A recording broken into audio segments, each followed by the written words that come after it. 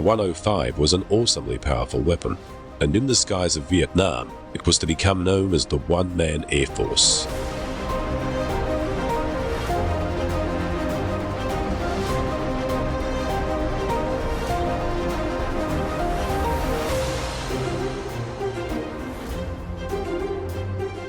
The designer of the F-105 was Alexander Kartveli, chief designer at Republic, and no stranger to the concept of big fighter aircraft, for he had been the designer of the World War II P-47 Thunderbolt, the biggest single-engined fighter of its day, which had been produced in large numbers and had proved itself a sturdy workhorse, not only in its intended role as an air superiority or escort fighter, but as a fighter bomber in the tactical support mission.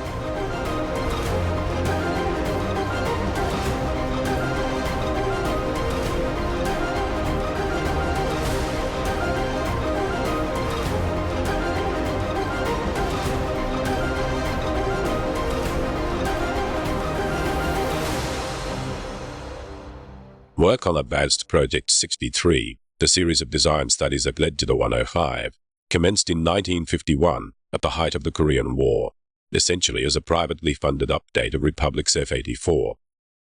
The 84 had been developed as a jet Thunderbolt for the escort and tactical fighter bomber roles. In Korea, it proved not up to the escort role in competition with the MiG-15, but had performed well in ground attack. The 84's straight wings were part of a very conventional overall design, and indeed the plane's latter manifestations exhibited swept wings more appropriate to the potential speed of the jet. But with the experience of Korea to guide them, and the rapid pace of technological development to compel them, the design team soon realized that they were setting out to design a completely new plane. As the team at Republic were setting out on their project, their counterparts at the North American company had just received US Air Force support for their F-100 Super Sabre, first of the series of planes known as the Century Fighters. It were to cover the multiple fighter roles then perceived as the Air Force moved to supersonic capability.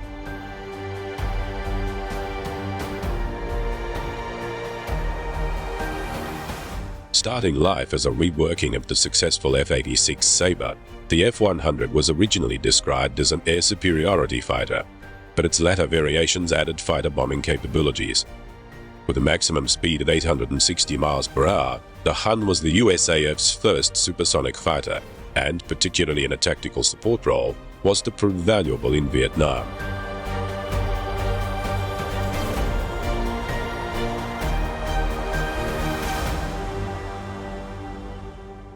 The next plane was the McDonnell F-101 Voodoo, designed as a penetration fighter and escort fighter. The rapidity of development in aviation can be judged by the fact that, though ordered only 12 months later than the F-100, the 101 had a top speed of 1,100 miles per hour. Again, the plane developed tactical capability in its latter models, and it was used extensively in Vietnam, most notably in photo reconnaissance.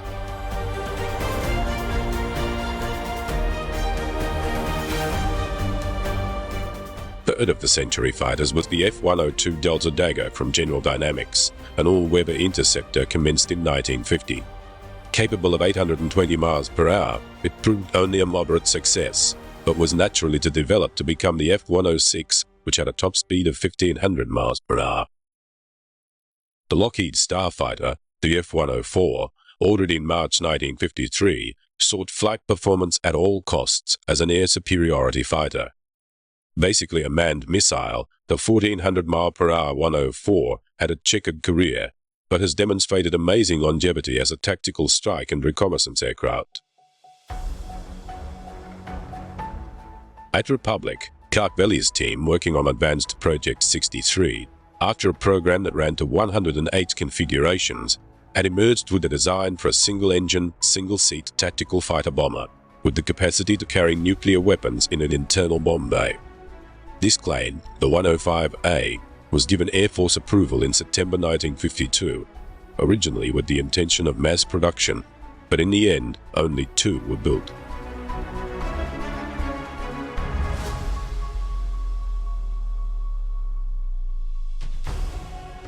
The 105, rounding up the Century fighters, was the first purpose-designed tactical strike aircraft ordered for the United States Air Force.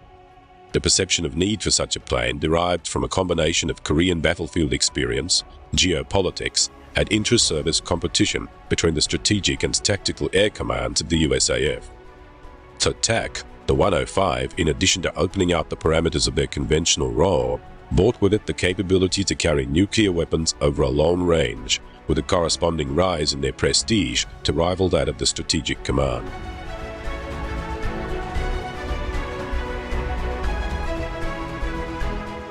The Tactical Air Command's support of the 105 was to prove vital to the project as the plane went through its difficult early years. Virtually all the technology and engineering of aircraft were being revolutionized at once in response to the myriad physical challenges inherent in the transition to the age of supersonic flight. And the F-105 was to have plenty of developmental problems in the years ahead. But what made the huge fighter so special was its large internal capacity. The atom bombs, more reminiscent of drums than weapons, gave it a potency far beyond any competitor. For the F-105A, significant breakthroughs in understanding the effects of transonic drag, together with some inherent deficiencies, had already seen the design superseded. It first flew over 3 years after the USAF go-ahead, and by then its internal systems had changed beyond recognition. Also by then, manufacture of its replacement was underway. The third F-105 was the first of the B model. We see it here on the 26th of May 1956 as it taxis to its takeoff point for its first flight. This was the first 105 to have a power plant big enough to match its size, and major external changes had also been incorporated, chief among which was the area ruling, which had rescued the F-102 from its drag and turbulence problems. This had replaced the straight lines of the A model with a slim ip over the wing. A massive four-pedaled air brake now dominated the previously clean lines of the engine exhaust, and there had also been changes made to the air intakes, giving the Thunder Chief its characteristic nostrils. A larger tail area had increased stability. These and other changes had resulted in a claim with the capacity to double the speed of Sarum.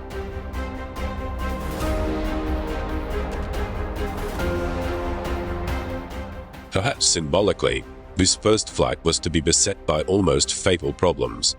It was intended that the flight be short, little more than a quick circuit. But when it came time to lower the wheels, there was no response from the nose wheel.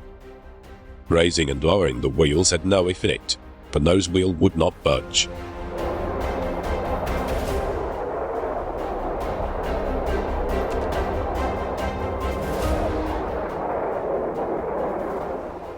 Rather than abandon the plane, it was decided to attempt a wheels-up landing, and so the test pilot set the machine down on a long, dangerous slide across the salt.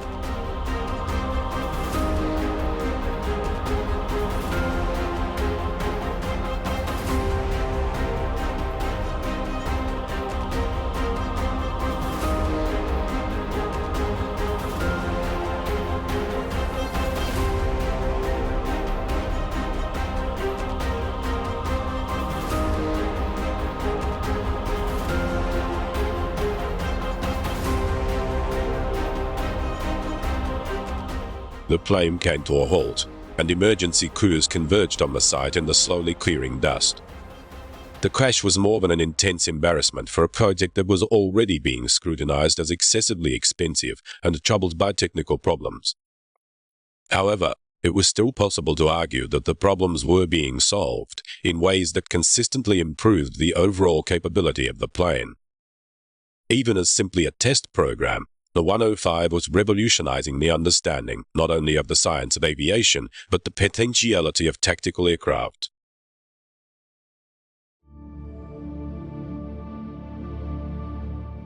The cause of the crash was soon identified in the new air intake controls, which at high thrust settings were jamming the wheel in position, a fairly simple thing to correct.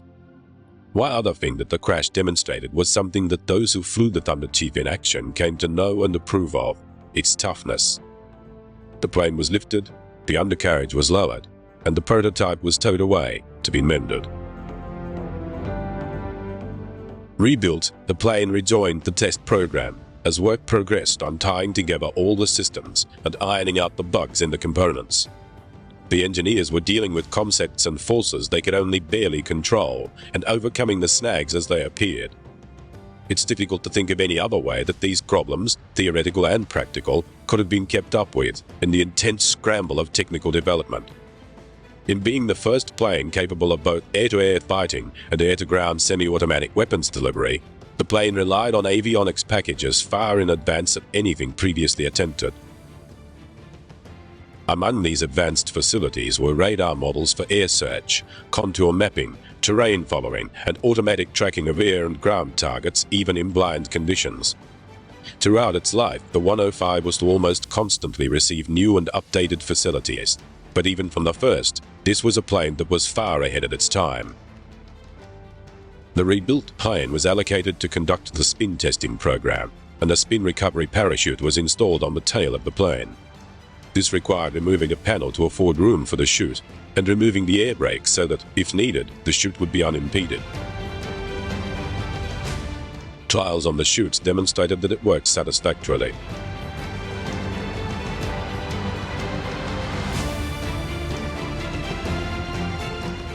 The aim of spin testing is to ensure that a plane can be recovered from a spin to normal flight. That once control has been lost, it can be regained. Of course, the first thing to do in such a test is to lose control of the aircraft deliberately. Then the test pilot sits there while his plane plummets through the air for a specified duration, and then he attempts recovery. This is not work for the faint-hearted.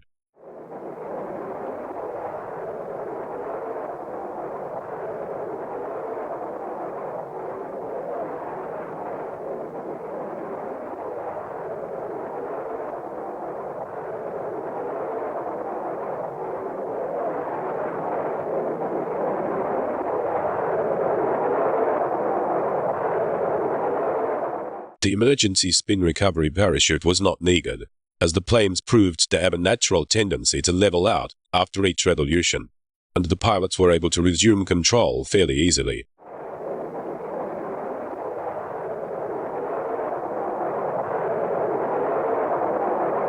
However, the airframe still had to be tested, and so the trials went on.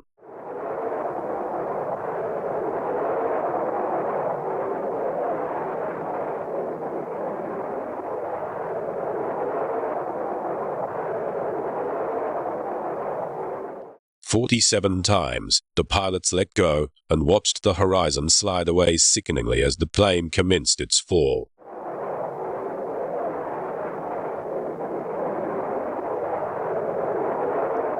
If you look carefully here, you'll see a pillar of flame leap from the tail of the plane as the engine stalls.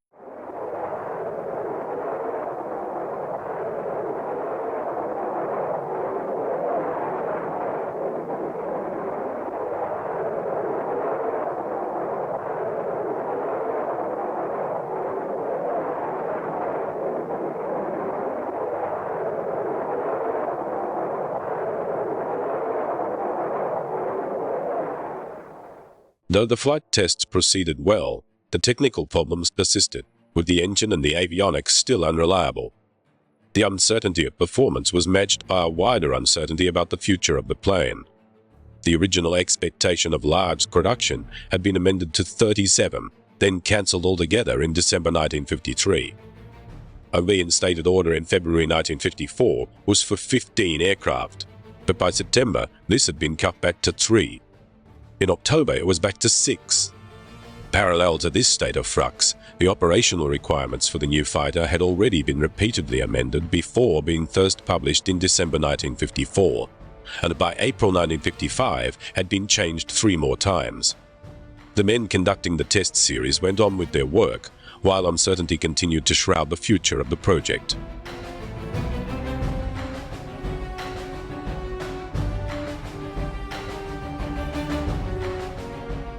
The 105's already considerable range had been augmented by the addition of external fuel tanks, and these too had to be tested, to establish the effect they had on the plane, as well as to test the tanks themselves.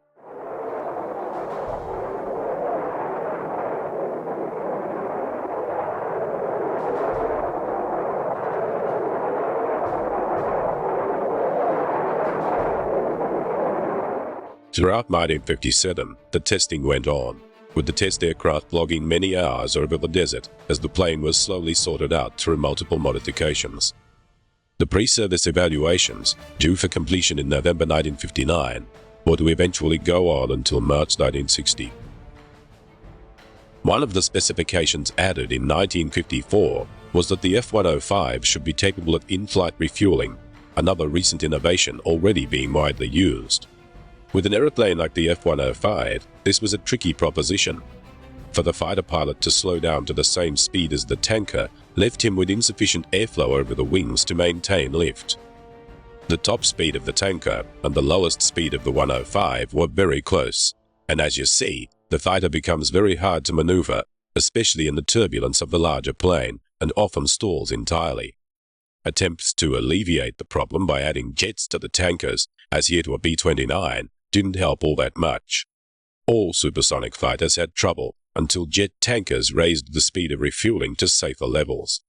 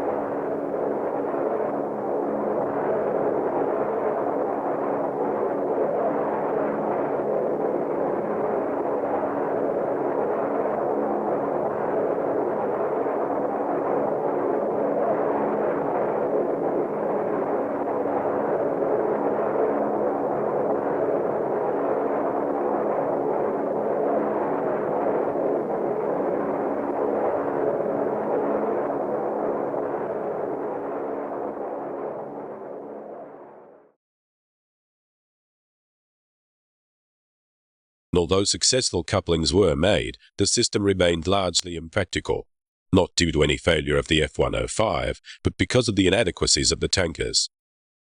Having the drogue trail from the wingtip rather than from the tail of the plane removed the operation from the worst of the larger plane's turbulence and facilitated matters somewhat, but the tendency to stall remained.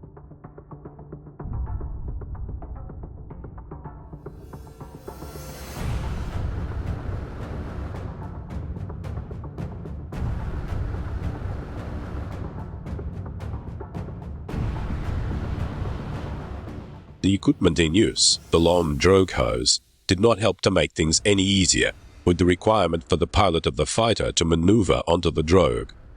Not until this necessity was replaced by a system where he simply holds position in relation to the tanker and the operator in the tanker directs the connection, was refueling truly a practical affair.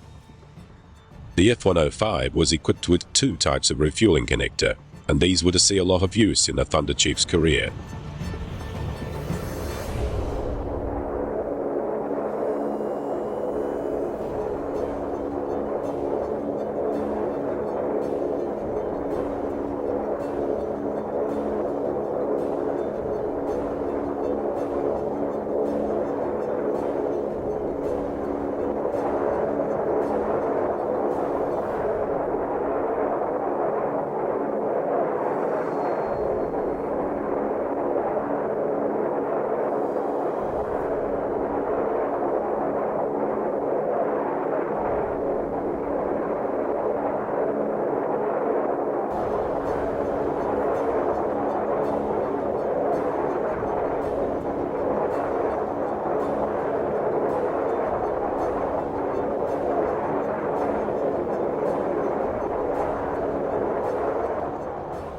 Back at the end of 1954, Republic must have been wondering about the fate of the 105, and their anxiety can have only been slightly alleviated by the bittersweet news they received in February 1955. The order was lifted back to 15, with allowance for the rest of the original 34, only if funds were available in the coming fiscal year. To add to this ambiguous news was the unsettling proviso that there be a fly-off against the North American company's F-107, an updated, high-powered, and re-equipped Super Sabre variant. Had the 107 been compared to almost any other frame at that time, it may have outperformed it. However, the 105 was a rather special opponent, and the performance of the controversial big plane was beginning to quell the doubts about its worth. The revisions of the Thunderchief's specifications had continued in a stream of expansions of its system's capability. Constant electronic renovation proceeded throughout the plane's development and its operational lifetime.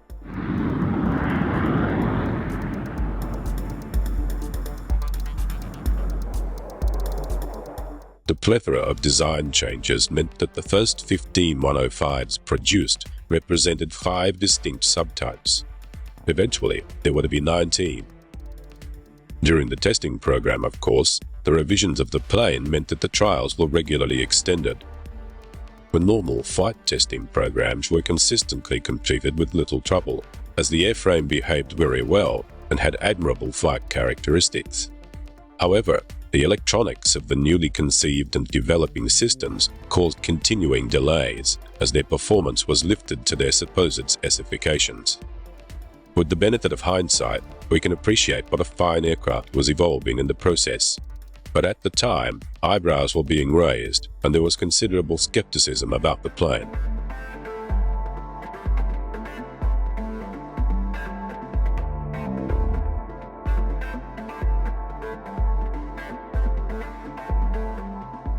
On the 28th of May 1958, 3 years later than originally expected, the USAF took delivery of its first operational 105.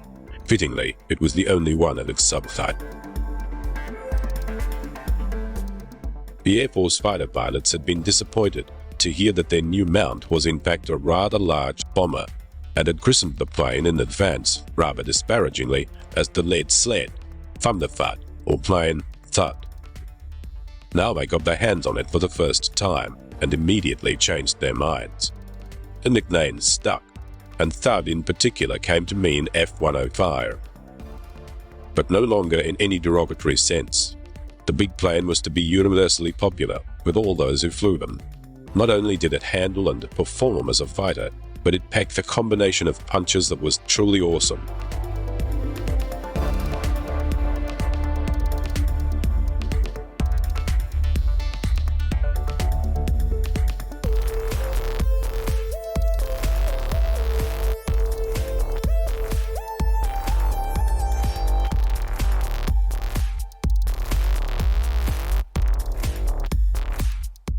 A 105 could carry 14,000 pounds as a very wide range of external stores, including all normal bombs, rockets or rocket pods, cannon pods, electronic countermeasures FACTs, air-to-surface missiles, and Sidewinder air-to-air missiles.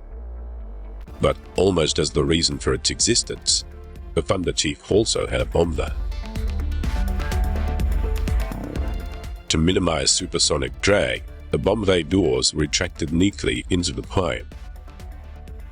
To control the ejection of the bomb, both for accuracy's sake and to ensure the bomb was clear of the aircraft, it was pushed down with a pneumatic rack.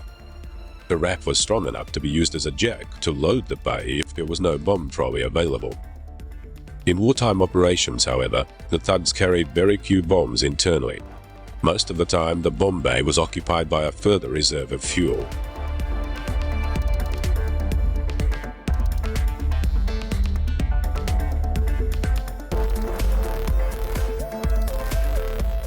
On the outer wing, there was provision for 2 stores pylons to be fitted. These could be used to carry weaponry and fuel in any desired combination, or removed to allow the attachment of specialized delivery racks for other armaments, like this installation for the Sidewinder.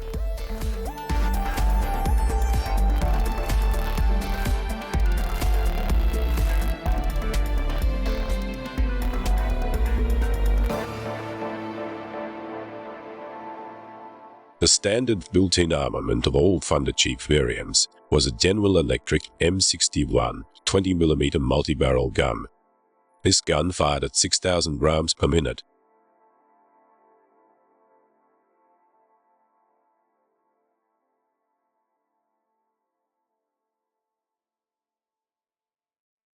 Air Force deliveries continued, with the 335th Tactical Air Squadron becoming the first fully equipped with the new fighter, and celebrating by setting a world speed.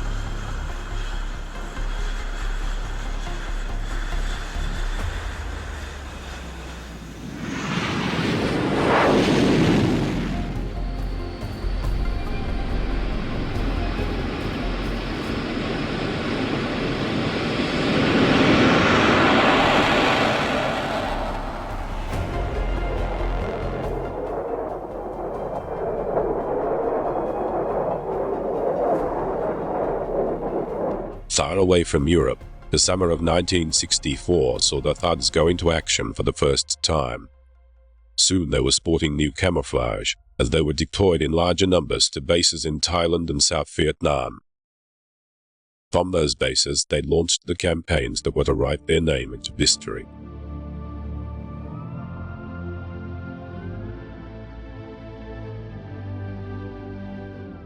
For the F-105, Vietnam was the right place at the right time. Even during their service life up to that time, there had been continued problems with reliability, and as recently as 1962, they had all been grounded. Though those problems had been ironed out, the plague of minor defects and a series of accidents had continued almost up to their first Vietnamese missions. But the Thuds in Vietnam had to earn a completely different reputation as reliable and durable aeroplanes. They also earned a fearsome reputation as weapons. The importance of the Thunder Chief in Vietnam can be simply indicated. During the first 5 years of their involvement there, they flew an amazing 75% of all USAF attack missions. If the skies of Vietnam were full of bombs, it was because Thuds put them there.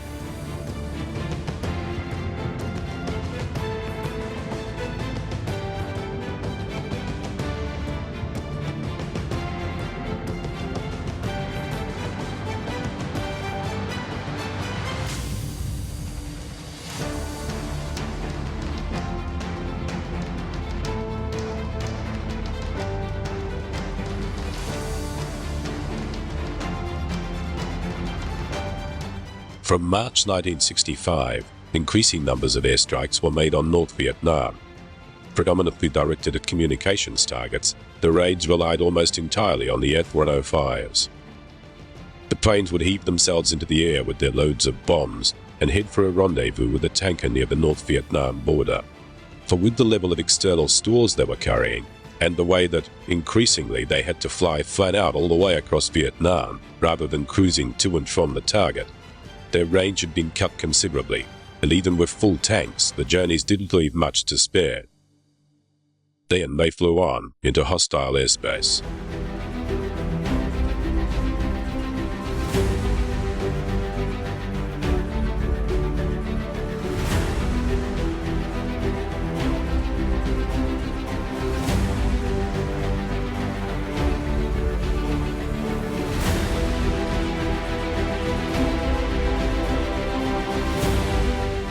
Production of the 105s had been completed in December 1964. Only 78 of the B model had been built. The majority, 610, had been F-105Ds. The D had acquired an extended nose in accommodating updated all-weather navigation systems, and thus was externally markedly dissimilar to the V. The other 143 were the twin-seat F model. It had always been expected that there would be a twin-seat version of the plane, but 2 earlier twin-seat proposals had been dropped. The Fs were to provide the stock for the later development of the last 105, the G, the Wild Weasel. The workhorse of the bombing raids was the D. The single-seaters abounded on the bases, where the work of war went on 24 hours a day.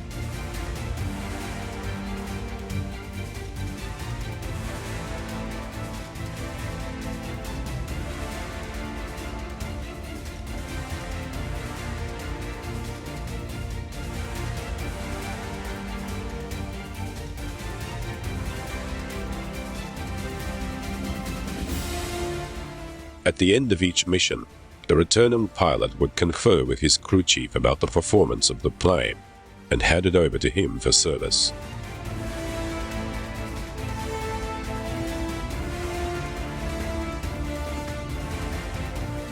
The service record of the 105s in Vietnam was excellent. On any given day, over 90% of the thuds were ready for work.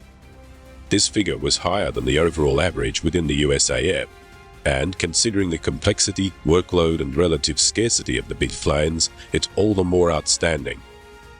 To keep them in the air, facilities for total maintenance of the planes were built at the bases they flew their missions from, and specialist teams were constantly available to fly in to handle specific problems. Teams of ground crew at the bases carried out the normal turnaround routines, like refueling, filling the water tank in the tail for the afterburner, rearming the plane, and the other servicing required between missions, quickly and efficiently.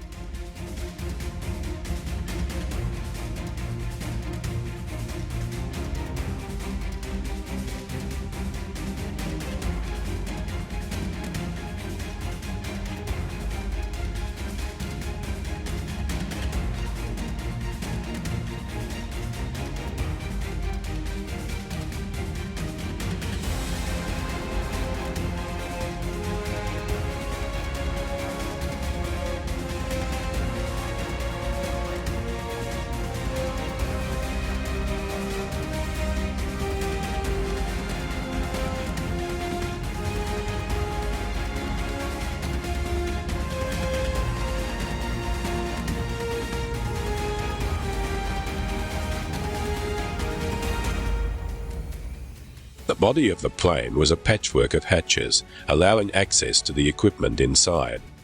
The big fuselage had very little spare room inside it, but the layout was good enough to ensure that servicing was relatively straightforward.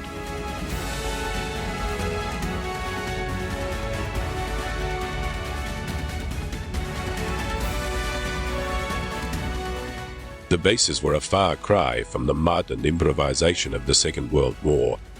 A Thunder Chief parked on Tak Lee's acres of hardstand could be serviced with relative ease. The wing-point combinations for the next mission were selected and effected, and the plane armed in a smooth and practiced routine.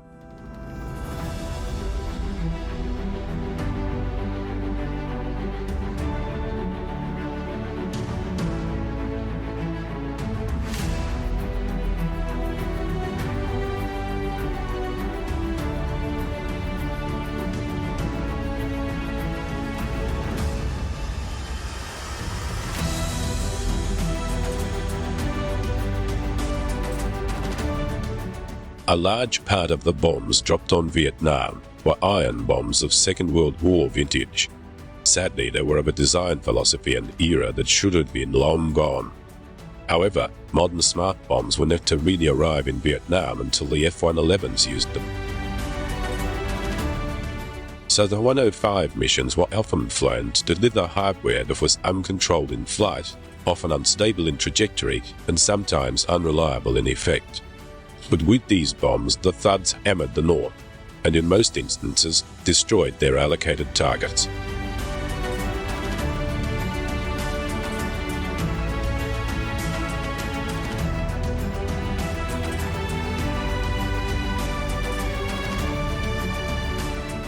Right through the night, the bases were a hive of activity as the work of repairing, servicing and arming the planes went on.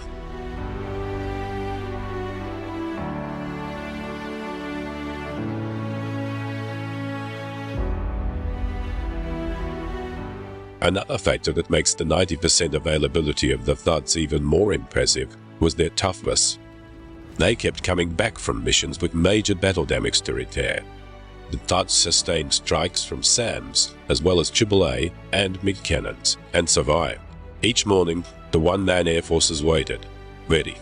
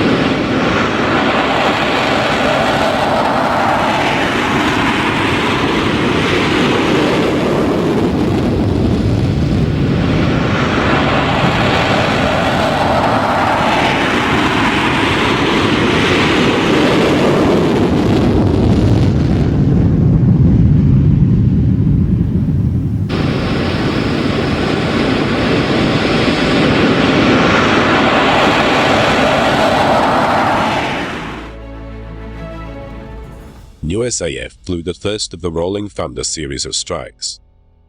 The inclusion of the reference to Thunder is fitting, as throughout its 3 years, Rolling Thunder was to be the almost exclusive province of the Thunder Chief. The fuller extension of the air war into the north had 3 purposes. First, to reduce the infiltration of the south. Second, to give pause to the communist leadership in Hanoi. And thirdly, to bolster the morale of the southern leadership and the people of South Vietnam.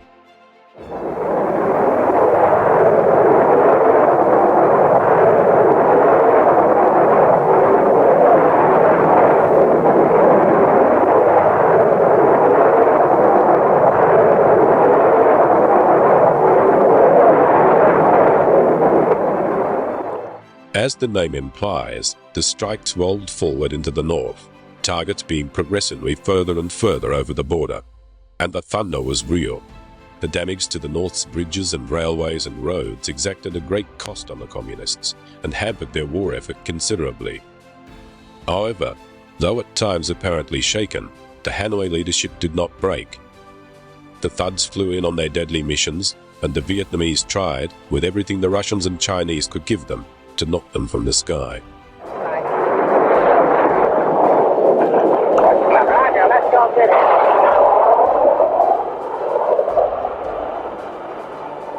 North Vietnam was not an ideal target for a sustained bombing campaign. There was very little industrial infrastructure to damage, and almost no war production. The country had an agrarian society, predominantly rural and dispersed. The few major targets in terms of docks and storage were within the exclusion zones around Hanoi and Haiphong, the 2 major cities. For political reasons, these areas were not bombed for most of the war, as the US consistently tried to negotiate an end to the fighting in the south.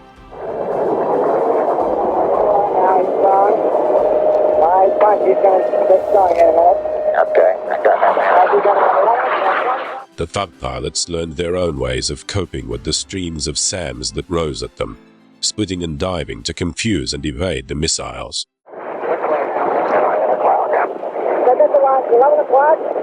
We can take it down. Roger, Badger, take it down. We got a launcher. See them coming off the fender. I think we're all right for the time being. Everybody else looks good. Okay, Detroit, let's get out of here to the southwest. In tangles with the MiGs, the 105s came off well. They had such reserve of power that if a MiG managed to get in position to fire, they could in most cases simply accelerate away from them. Further, the Thuds were capable of turning the tables on their attackers and really nixing it. 28 MiG-17s were downed by 105s.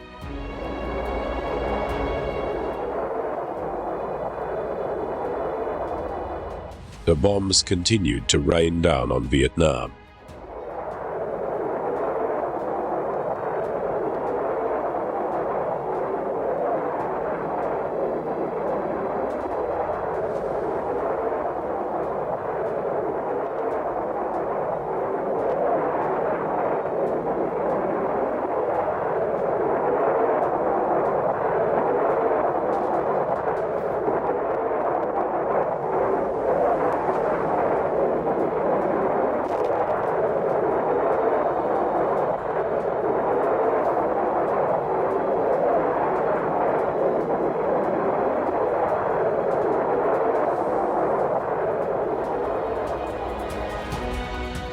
supporting the bombing was an electronics and communications network of unprecedented technical sophistication.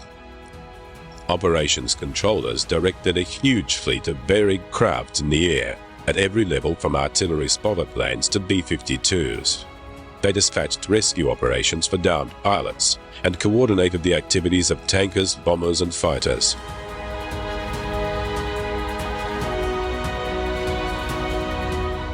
Off the coast of North Vietnam prowled the Big Eye planes, act with sensitive radar and alert for the slightest activity from the MiG squadrons. Any appearance of the MiGs was monitored and the information relayed to the fighters in the area. The constant observation, coupled with the air superiority of the Phantoms and Thunder Chiefs, served to ensure that for large periods of the war, the Communist Air Force stayed on the ground.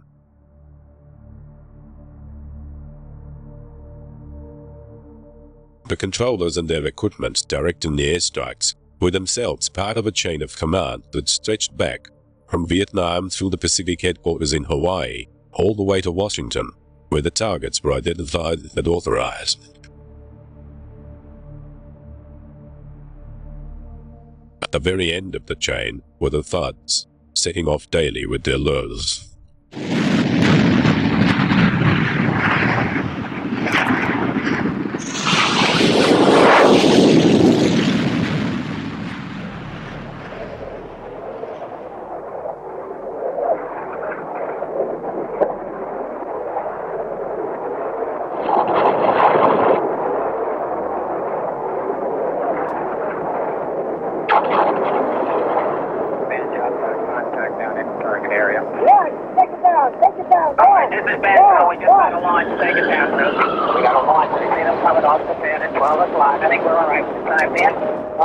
He's going to get going in a minute.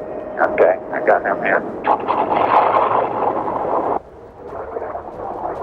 Thousands and thousands of sorties succeeded one another, with the F-105 carrying most of the load.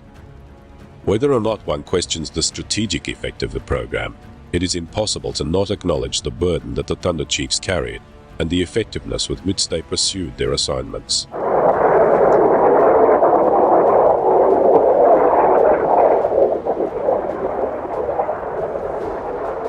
In June 1967, the first of the Thuds to do so reached the halfway point in their theoretical 4,000-hour fatigue lifetime, to be followed soon by others. The most critical fatigue concern was the strains upon the engines. The missions that the Thuds were flying were unlike anything originally envisaged. They were regularly running at full power with afterburner for extended periods of time. The stress on the power plants was enormous. The hot sections of the huge J-75 engine were particularly vulnerable to this type of treatment. Already there had been some shortages of spares.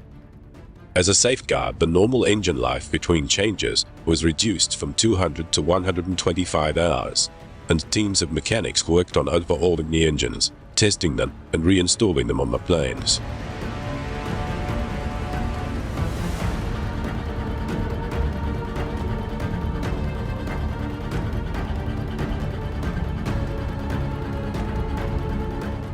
The 388 Squadron was flying a Thunder Chief with 3,000 hours under its belt, having gone out on 500 missions, received flight damage on several occasions, and had been involved in a mid-air collision earlier in the year. By October, 3 more had passed the mark. They were growing old fast. An earlier suggestion to reopen the lines and build more F-105s had been considered, then dropped. There was a replacement to much of their work already available in the Phantom, and construction was proceeding apace on their successor, a design that had been much influenced by the story of the Thud, and which reflected many of the lessons learnt in its combat light, the F-111. For the time being, the Thuds remained indispensable, and they were constantly tended to maintain their status and prolong their life.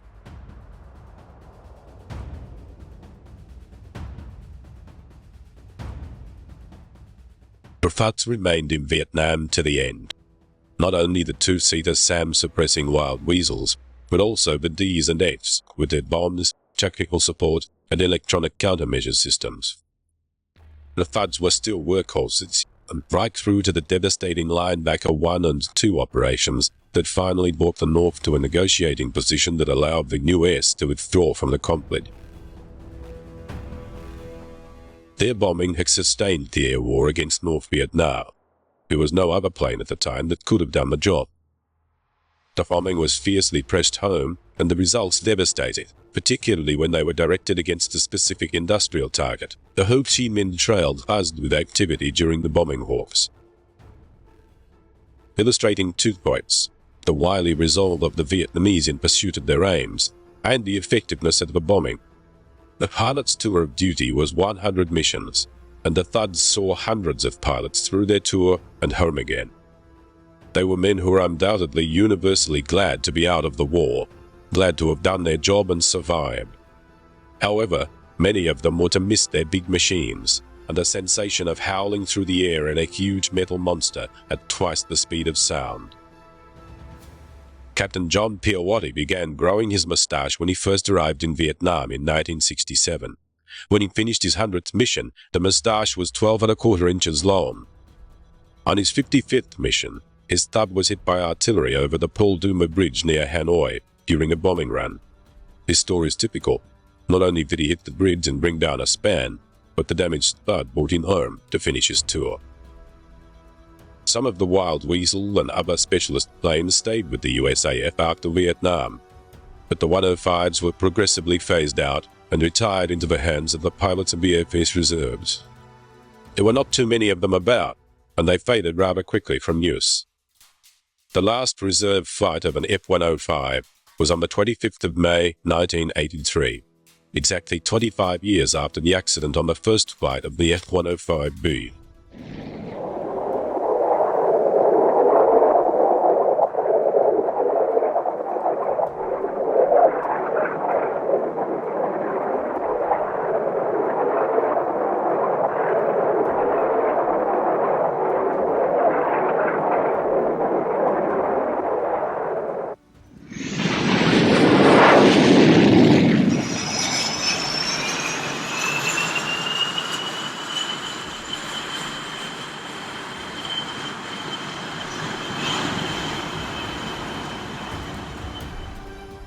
Many pilots sat in the seat of an F-105 and went through the startup process.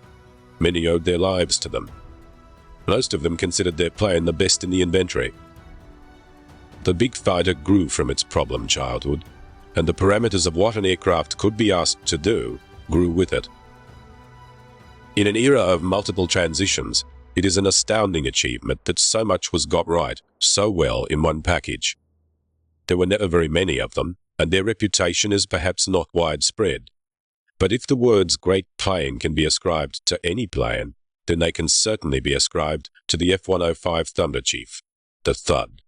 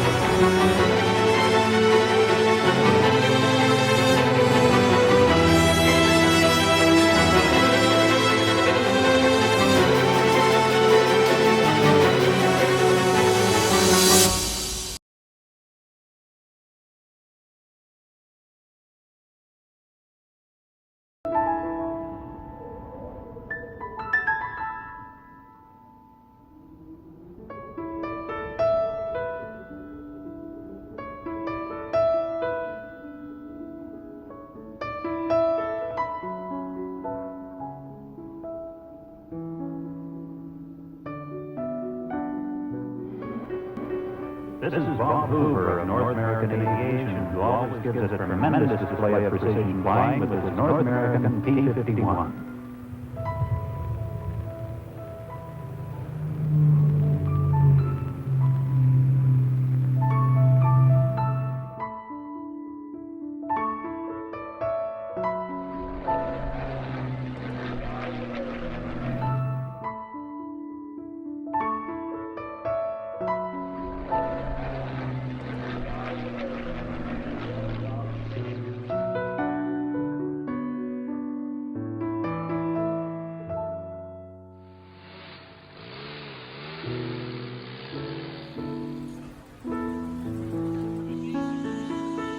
Bob Hoover. He used to be a test pilot, one of the best. Today, he's manager of customer relations for North American's Los Angeles division, and he's the man who demonstrates this plane.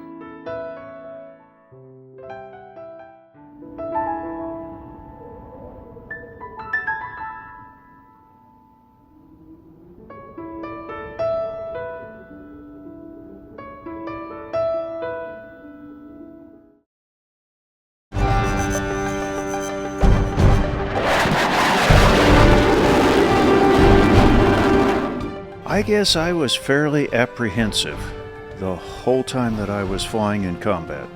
And I guess there's good reason to feel that way. I'm there to cause a lot of damage and a lot of harm, and therefore they would like to damage me. And I was 25 years old at that time.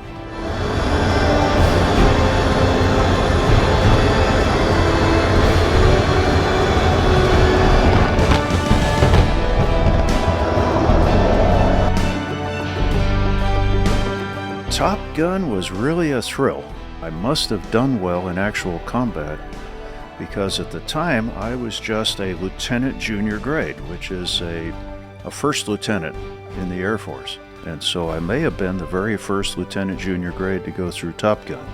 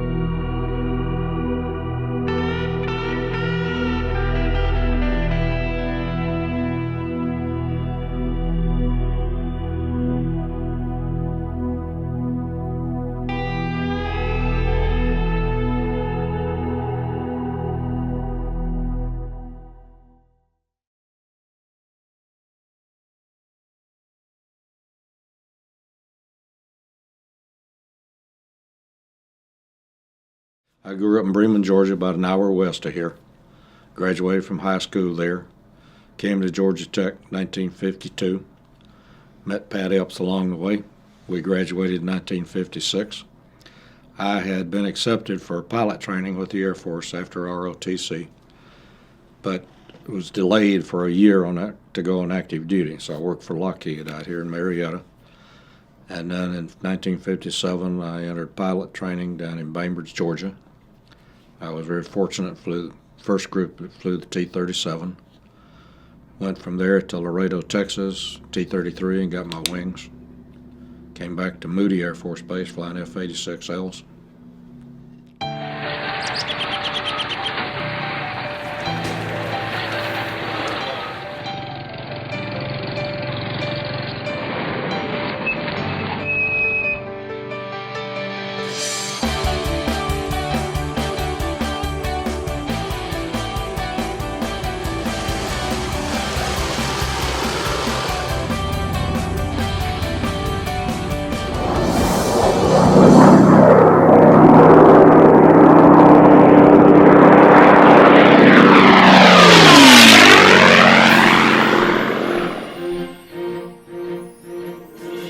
Jim Sursley from Florida returned from his service in Vietnam, a triple amputee.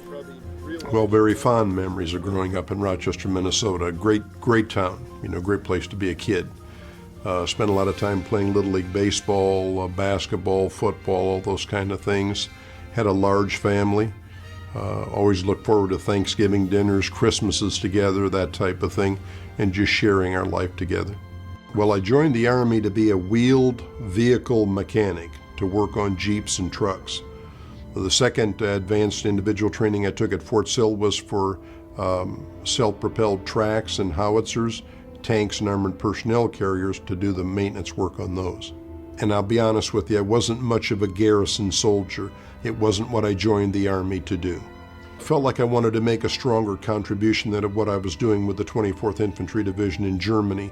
And because of that, I went down and talked to the first sergeant and said, Top, I'd like to volunteer to go to Vietnam. I've given this a lot of thought. I've talked to a lot of the guys that are in the unit that have come back from Vietnam, and it's truly something I think I want to do.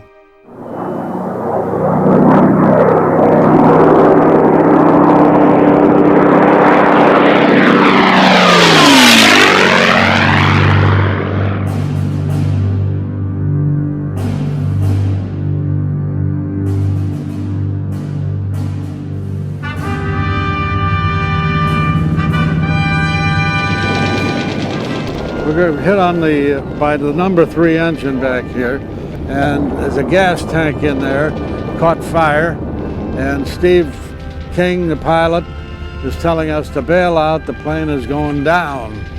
I was hooked up to the electrical supply for my electrically heated suit, and I had my headset on, so I had to disconnect those things.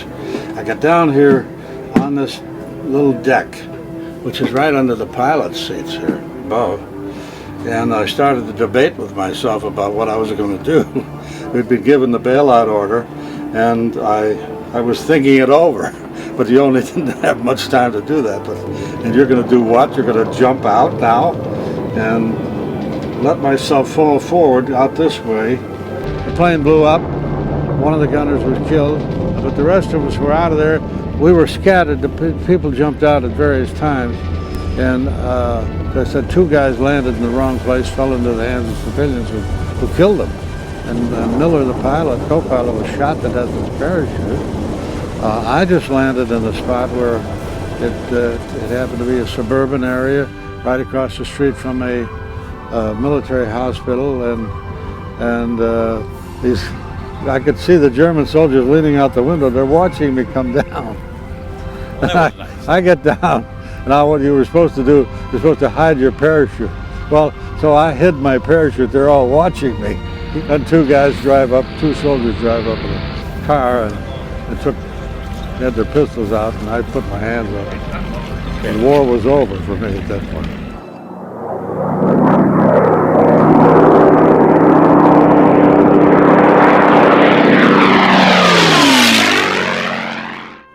On our 5th mission, we hadn't had a lot of talking before that. 5th mission, sitting here, bombardier sitting up where Scott is. All of a sudden I hear clock. And I look, the bombardier comes flying off his seat and landed right here on his back. I didn't know what happened. What happened was a piece of flak flew through the plastic and it made that sound, clock. And bombardier's name was Charlie. Charlie, he'd laying there. He said, okay, I think I'm all right. But I mean, that was kind of like, then I knew they were shooting at us. You know, that the little things when I just look at that, I just remember that again. That sound. I can never forget that sound. Plonk. I remembered that. A World War II airfield encampment recreated at Oshkosh brought back memories still vivid after more than 65 years. Younger aviation enthusiasts were eager to hear about the veterans' experience. You had to bail out, yes. I had to bail out, yes. You did, not me. No, I took his place, actually, that day. Oh, really? But yeah. So I finally forgave him after all these years for letting me I take wasn't his there place. that day. No, I was in the Great Escape Camp for 6 months, and then they moved us to another camp, and finally liberated by General Patton. I saw him in person. So this kind of brings back some memories, seeing this stuff. And look at the chest pack parachute here. Yep. You know, when I wore the chest pack for a long time. Then I had this one mission where we got shot up and dropped out of the formation. And when I got back from that mission, I said, no more chest pack. I don't want to be looking around, where the hell is it? Did you get a So seat I back then? got a backpack. Oh, backpack. So I changed my parachute, and I wore it in and out. From then, every mission I wore the parachute and my armored flak vest from takeoff to landing. For Jack and Don, the climax was a flight on Thunderbird, a beautifully restored aircraft painted in the colors of a B-17 that flew 112 bombing missions in Europe. It takes dedication, hours of hard work, and eye-watering amounts of money to maintain and fly this old warbird. The Lone Star Flight Museum of Galveston, Texas, keeps her flying as a living memorial to the men and women of the 8th Air Force in World War II. I haven't been up in that thing since 1944. Well, Looking pretty good, isn't it? yes, I'm still amazed that these things still fly. For this trip, they chose the relative comfort of the radio compartment located behind the bomb bay.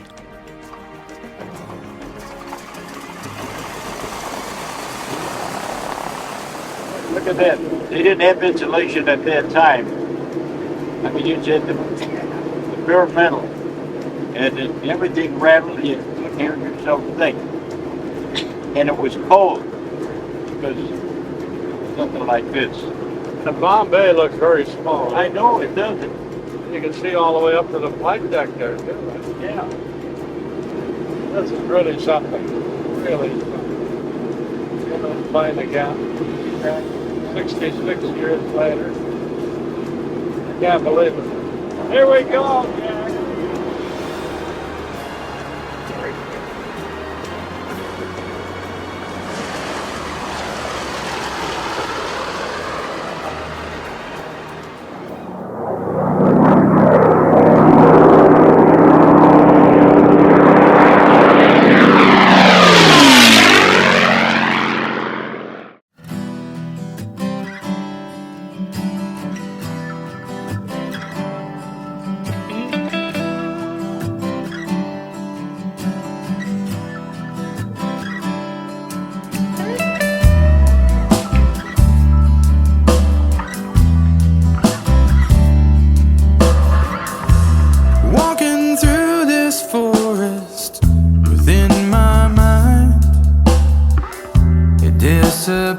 before my eyes, buried under endless pavement and concrete. We are truly a band of brothers, of people who are Vietnam veterans, and the people I was with in Vietnam to this day, if they called me up and asked me for anything, I would be right there to help them, because it was an experience that we all shared that it's hard for anyone else to enter into that experience. I stare outside my window, the seasons change. I cannot live here anymore.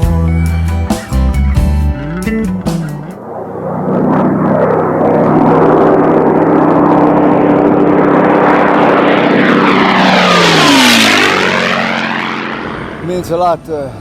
I don't. It's hard to explain. It's in your heart, but to see all the veterans and think about all those that can't be here. So I sure appreciate everything they're doing for the rest of us that are left.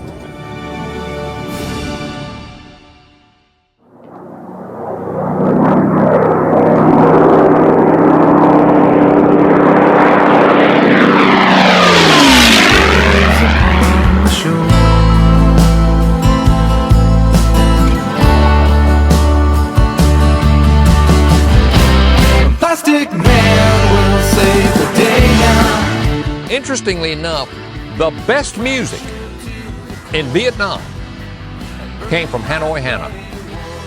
We got to get out of this place. Must be something we can do now. Bring down this charade, bring this fool's parade. The legacy we're leaving for our children.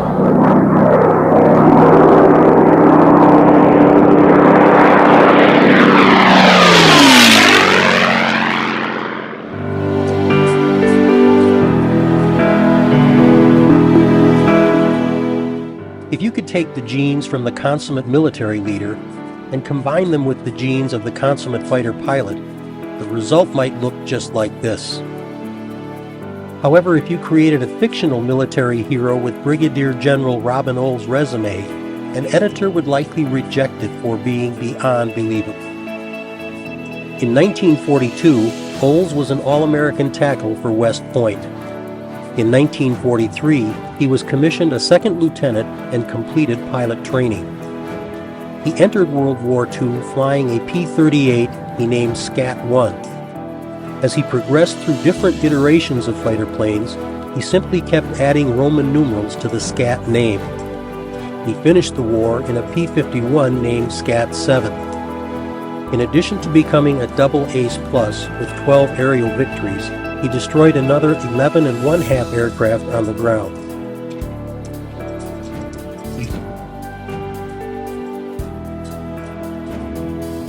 He later became the wingman on the Air Force's first aerobatic jet team.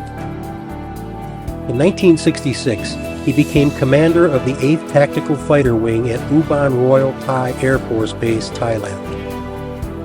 Robin Olds flew 152 combat missions in Southeast Asia in F-4 Phantoms, 105 of them over North Vietnam. He shot down 2 North Vietnamese MiG-17s and 2 MiG-21s. Robin Olds was famous for something else. He never learned to mince words or play politics with the mission of the military, as those in the Warbirds in Review audience learned when Olds described his return from Vietnam. I got home about the last day of September, 1st of October, on a Friday.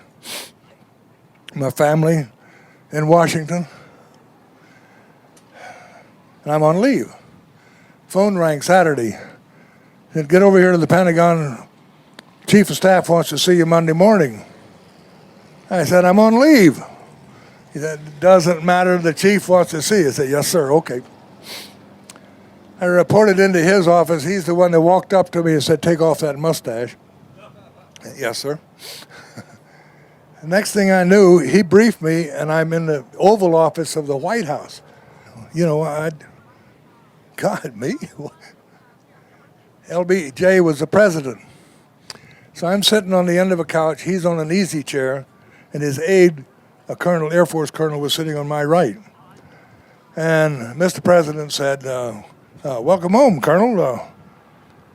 You did well. Thank you very much, sir. Yeah, well, what's it like to be home?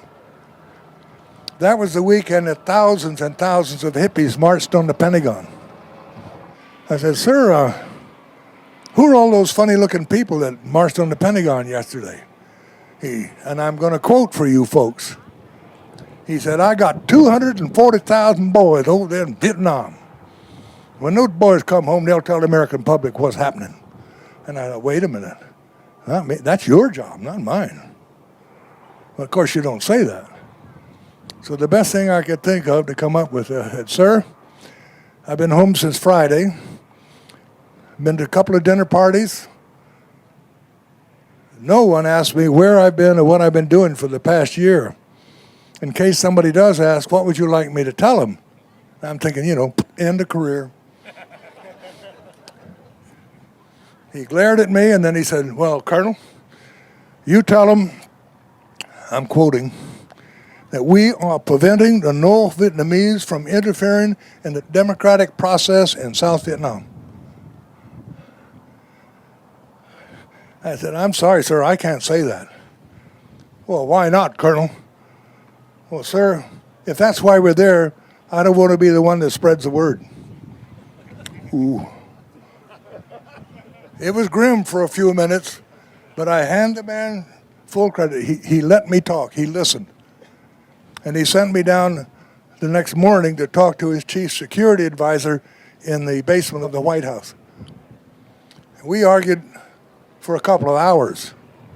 But this security advisor and I argued. At one point I said something. He said, we can't do that. That'll bring down the Chinese. I said, the Chinese and the North Vietnamese have hated each other for a couple of thousand years.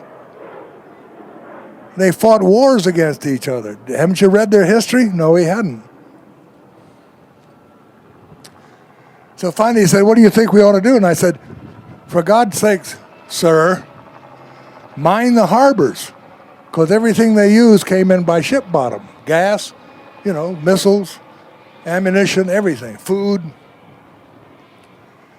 His response, when I said mine the harbors, was, we can't do that. That's an act of war. Now, mind you, this was about the 2nd or 3rd of October of 1967. I wonder if he ever wondered what the hell we were doing over there. Now, it was, I maintain we had every reason to be there, but we went about it improperly under the leadership of McNamara and Johnson.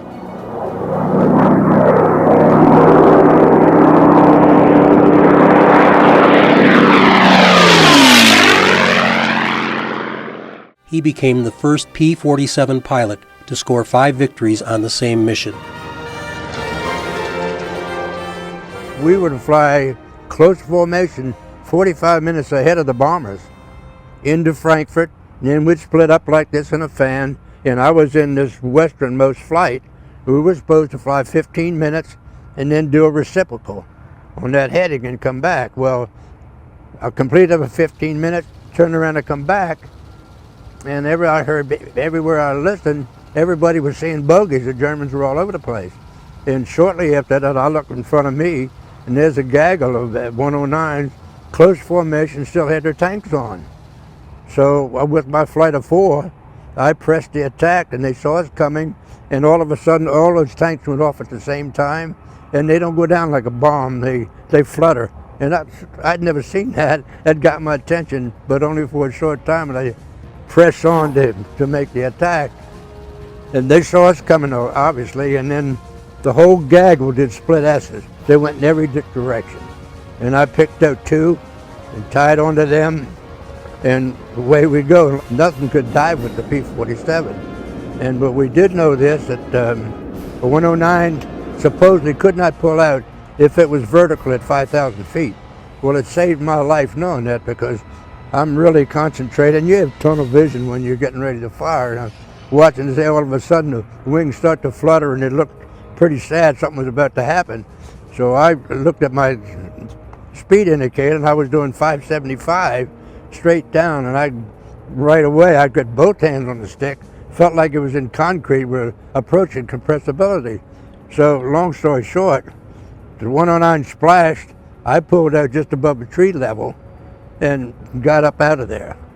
So that was my first victory on that day, and I got up to 8,000 feet. You're always climbing for altitude.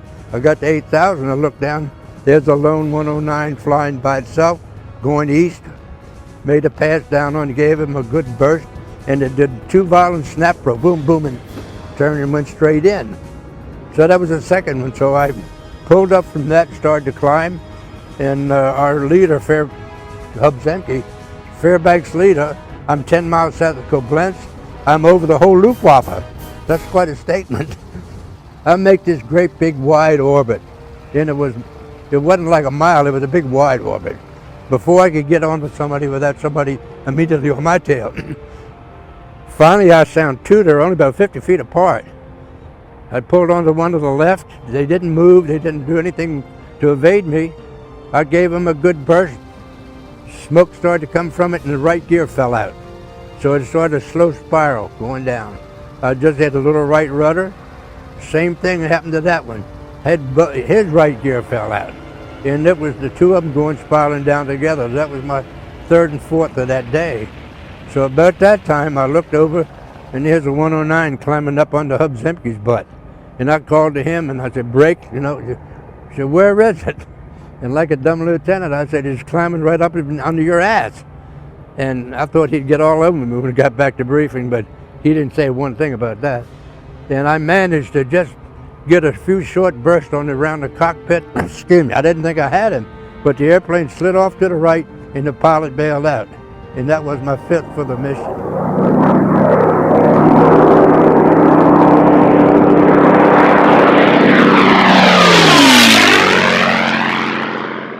So I came in, I hit the spot, got down on the ground, safe, and here were the true heroes in that. My crew chief and medic looked at me and I said, "Go get him." And you were sitting in a minefield, nobody's moving. Everybody's dead or wounded. They start running through the minefield, and they're carrying the patients back to the aircraft. And I'm sitting in the right seat looking out the door, and boom, they step on a mine or set off a mine. And they got a great big guy on a litter, and I think he saved my two guys. The rest of the shrapnel went into the aircraft and him, and then the concussion just blew them up in the air. They land, they put him on the aircraft, and they go back and get the rest of the patients.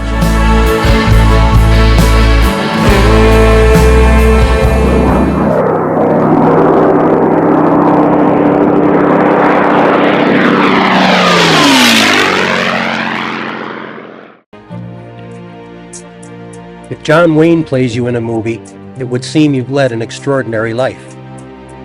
In The Flying Tigers, John Wayne is said to have modeled his character after David Lee Tex Hill, one of the original American Volunteer Group, or AVG, Flying Tigers.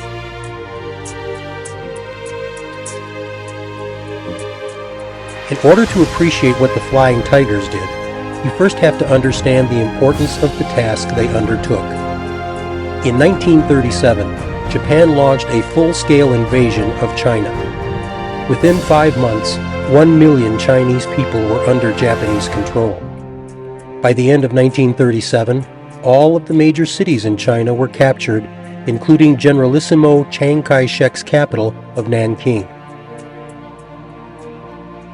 Claire L. Chennault, a retired U.S. Army Air Corps officer, was serving as an aviation advisor to Chiang Kai-shek during the Sino-Japanese War. The Chinese Air Force was non-existent. Generalissimo Chiang and Chennault sought and received U.S. permission to recruit Army, Navy, and Marine aviators and have them resign their commissions to join a contract volunteer force to defend China. The AVG Flying Tigers were born, and Tex Hill was one of its original recruits. China is a vast nation, and it valiantly fought on against the Japanese, even though there were 2 million Japanese soldiers in China by 1941. But in May of 1942, China nearly capitulated. Its supply lifeline was the 717-mile Burma Road, which ran from Lashio in Burma to Kunming in China. In May, the Japanese overran the American, British, and Chinese forces in Burma and completed the blockade of China.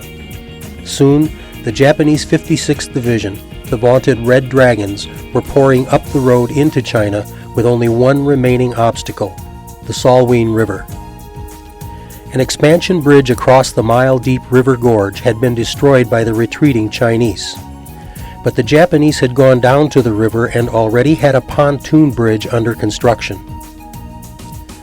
That set the stage for one of the most memorable aerial combat missions in history. On May 7, 1942, Tex Hill and 3 other Flying Tigers in well-worn P-40s dived into the river gorge carrying 500-pound Russian-made bombs.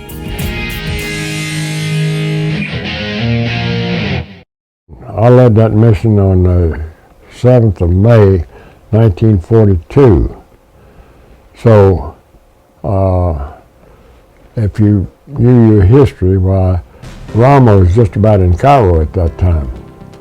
Now, the Japanese had plans to go into India. If China had collapsed, the Indians would have turned on the Brits and slaughtered them like pigs. And it's conceivable that the Japanese and the Germans would have linked up across India and Africa, and we'd have had a different situation in the world. We probably wound up with some sort of negotiated peace, because we didn't have the atomic bomb at that time. Of course, that solved everything, but that was almost 3 years later. Now, on May the 7th, when I was asked to lead a mission, the Chinese had blown the bridge, the main bridge there, but the Japanese had started building a pontoon bridge across. So I took a force of 8 planes. 4 of us were Navy guys that come out of a dive bombing squadron. We were loaded up with these big Russian bombs of 550 pounds roughly, and some frags on the wings. And I got up there and I saw that pontoon bridge wasn't all the way across. Where that road winds down, that gorge is about a mile deep, and the road is cut back into the mountain. And so I was lucky enough to hit the road above with a bomb and knock the edge of the road off. And when I hit above it, and I had a landslide, they could shovel it off, and it wouldn't be any big problem. But when I knocked the edge of that road off, now they got to excavate back into that mountain, and that's rock, you know. But anyway, it blocked them, and for 3 days, they had no place to go. I mean, we slaughtered these guys. I don't know how many people we killed there, bombing and strafing them for 3 days. I don't think people have ever really understood the significance of that Salween mission. And now the people who were involved in that do, but none of the historians have really picked up on it and understand that this could have been an entirely different world, you know, if that mission had failed. What put you on a track to go into ROTC and then into the Air Force? Is that something you wanted to do since you were a kid, or when did that kick in for you? Well, growing up during World War II, formative years, I heard about these guys, Flying Tigers, running around China, strafing trains and doing things in the big raids. And I thought that must be really neat. I'm Colonel Bud Anderson, and I'm going to do you might say, a walk around on a P-51B Bravo airplane. This particular airplane right here is painted exactly like my airplane was painted in World War II. It's been restored by Jack Roush, and he's done a marvelous job of restoring it. And one of the main features, of course, is the Malcolm hood, which is quite a modification on the P-51Bs and Cs. Bs and Cs had what we call a birdcage canopy, and you opened it like this over the top like that, and of course it had slats on the thing, and of course when you're looking out, the damn slat is right there by your eye. And so these were marvelous improvement for a pilot to look around in aerial combat. Well, when you did a walk around in the morning, you usually came out from operations and walked out to your airplane. Your crew chief would meet you somewhere in the area, and then you go over the paperwork and sign the Form 1A, the maintenance records on the airplane that the military kept at the time. and discuss anything about the airplane if you wanted. Of course, this was my own personal airplane, and I knew it very well, and I had a wonderful crew, ground crew.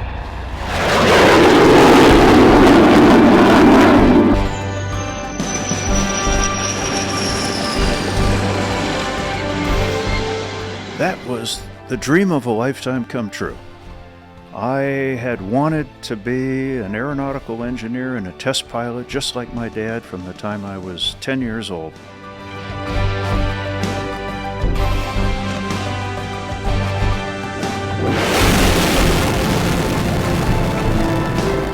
STS-27 was my third launch, and it was only the second launch after the Challenger accident. We were a top secret, classified Department of Defense mission, so to this day, if I told you what we carried, you could never leave this hangar. I never felt that I was any better than any other pilot. I just felt this is what I want to do, and I want to do it to the best of my ability.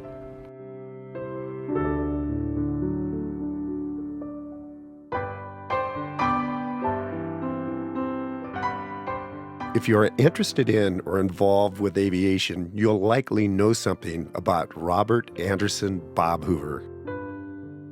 Yet he did so much and touched so many during his long life and career that even his admirers might be surprised at all that he did.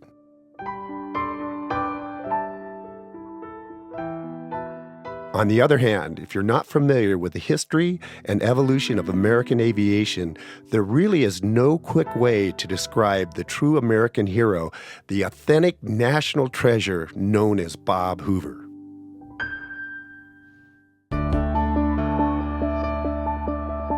The immortal aviation pioneer, Medal of Honor recipient, and Air Force General, Jimmy Doolittle once called Bob the greatest stick and rudder man that ever lived.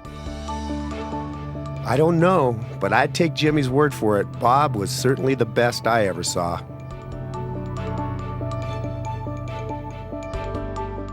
But there is no Bob Hoover elevator speech.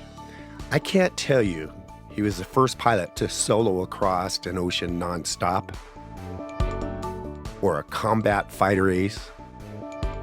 He wasn't the first pilot to exceed the speed of sound, or to walk on the moon. But I can tell you that Bob Hoover had the complete respect and admiration of the pilots who did those things. They knew that Bob Hoover not only possessed a transcendental gift for flying airplanes, but also a set of core values that invariably drove him to do the right thing for his fellow pilots, for his employer, for his country, for aviation. I was honored to be one of the celebrants of his memorial service when he left us in late 2016. Well, I will never forget, we maneuvered the arm, and Mike Mullane was my arm operator, so he moved the arm over there, and we brought up the television image of the right wing, and I looked at what I was seeing, and I said to myself, we are going to die.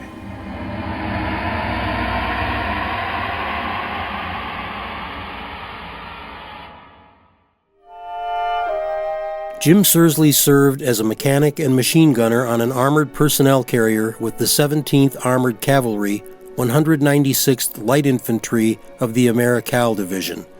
After 4 months in country, his leadership qualities brought him a promotion to vehicle commander and squad leader. I was honored to be selected to have that position. I enjoyed what I was doing, but I wasn't sure if I wanted to spend any more tours in Vietnam with what we were experiencing at that time. I did truly enjoy the military and love the life. 10 months into Sursley's tour, everything changed for him. And I mean, it was a routine day like many others that we had a daily operation, search and clear, sweeping villages to make sure that they were clean of either NVA or Viet Cong looking for weapons, that type of thing. And as it got on towards evening, we were looking to pick a night logger position where we could set up for the night, stay there overnight, and then continue operations the next morning. When I came off the track, I went out to get some equipment on the perimeter of the area we set up on and stepped on a landmine.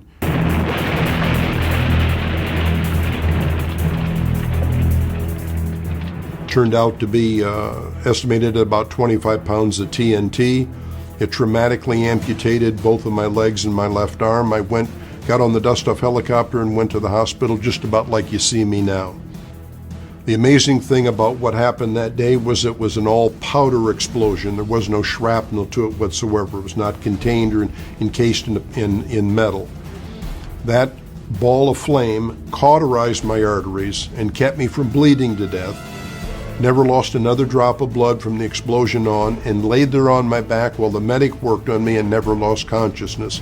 Actually carried on a conversation with our medic before the dust-off helicopter got there.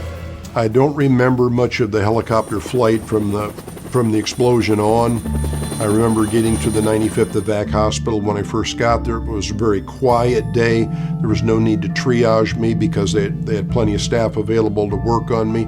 I came in and out of consciousness during that 3-day period of time while I was there because I had troops from my outfit came up to visit, and I remember the conversations I had with them. Nobody came up and felt sorry for you. I mean, even 24, 48 hours after my injury, I actually had guys come up and say, "Seriously, you look like crap," you know.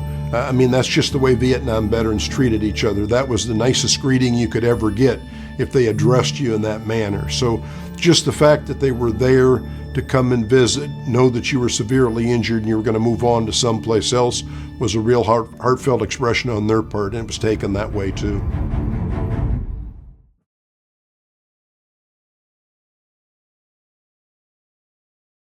At what point in your Air Force career did you get introduced to the F-105? I was in graduate school at Southern California in 1965-66. And while I was there, I was thinking I'm going to miss out on this war because I had a lot of friends that already had assignments. But I received an assignment at the time before I finished out there for the 105. And the sequence of events was I'd go to survival school at the completion, and then to Nellis Air Force Base and check out in the 105 to go to Tak Lee, Thailand. So when you were at Nellis, how often did you get into Las Vegas? Surprisingly, I didn't go down there as much as you'd think during that time. We were pretty busy. I went out a few times to make sure I wasn't going to win any extra money.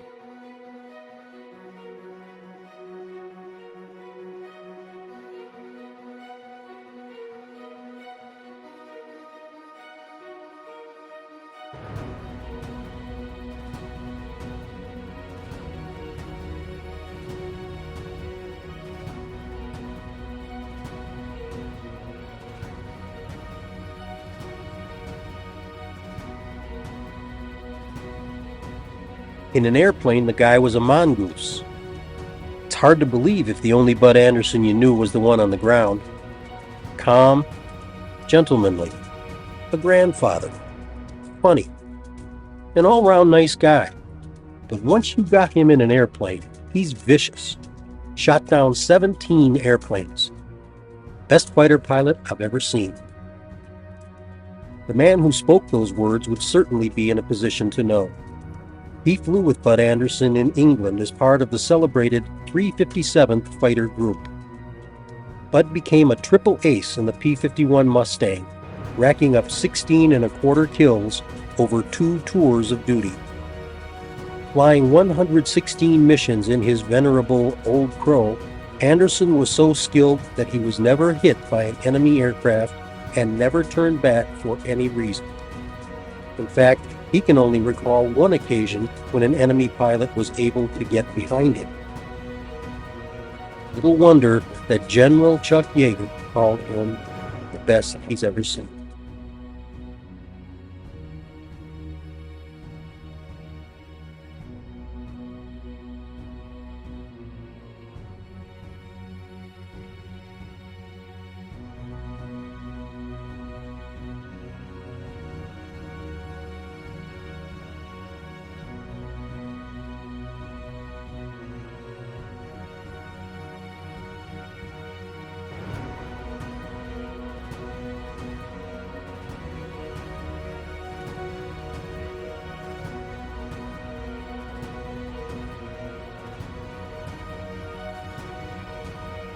There were 30 years of continuous service for this soft-spoken farm kid from Central California, including some of the most dangerous post-war flight testing done by the Air Force. Commanding a squadron of F-86 jets in Korea, and 25 combat missions in F-105s during the Vietnam War. To understand Bud Anderson, you have to understand just how much flying means to him. And he won't try to tell you that. He once wrote, "How do you explain this sort of feeling to those who don't fly? How do you explain color to somebody blind from birth?" I was a NASA astronaut until I was 50 years old. And so I looked at the situation, and I had known a number of Southwest airline pilots. And they were just like me. They were flying because they loved to fly.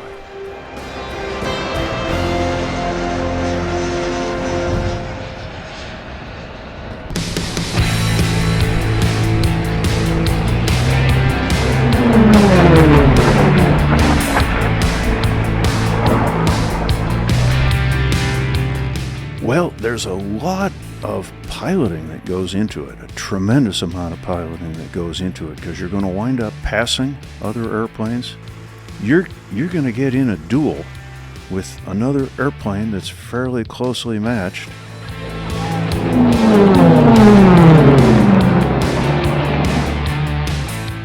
So there's a ton of satisfaction from doing that. And hey, let's just talk about the racing itself. It's fun to fly low, but it's dangerous.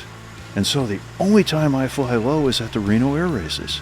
But watching the ground go by you at 400 and 500 miles an hour is pretty darn thrilling, because it's really scooting on by. And that's fun. That's really fun.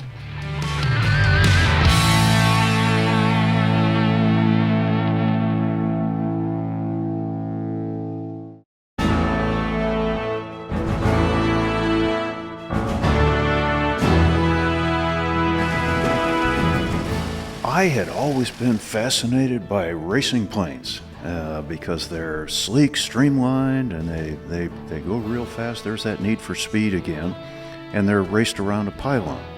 And so I determined that I could break the existing altitude record for altitude and horizontal flight for that category of airplane. And in fact, I did that in 1991.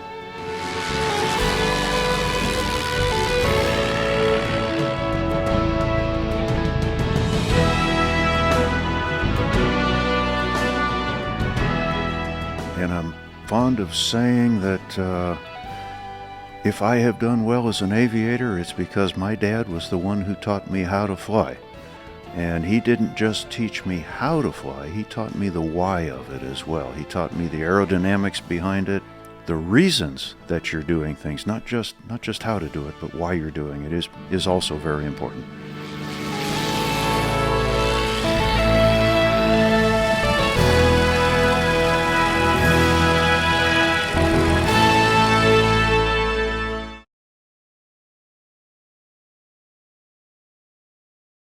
Tell me as much as you can remember about your journey to Vietnam. How did they get you over there? Did you fly an airplane over there, or did they ship you some other way? Just tell us about going to Vietnam and your first impressions of being there. Okay.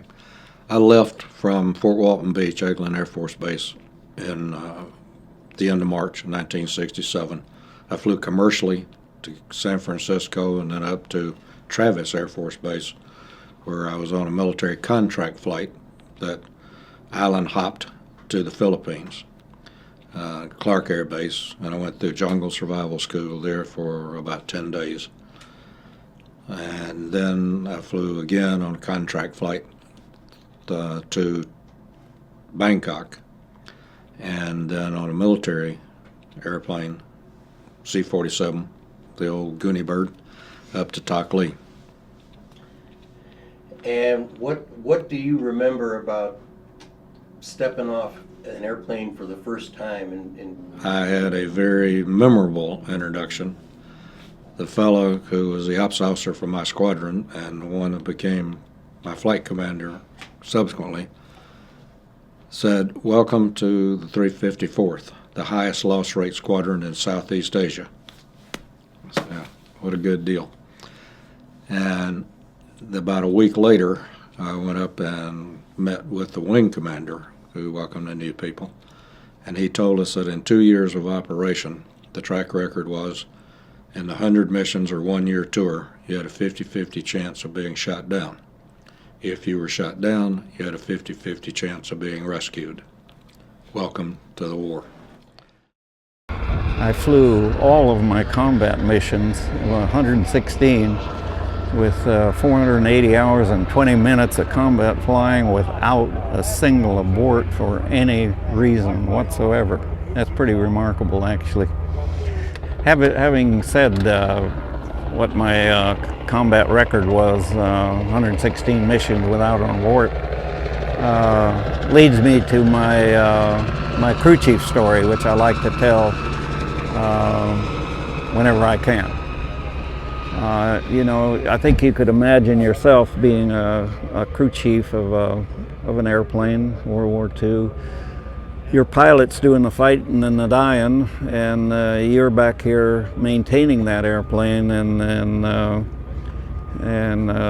you know, if you're the crew chief, that's your airplane, and you're a part of it. And when that guy gets a kill and puts it up in here, that's your kill too.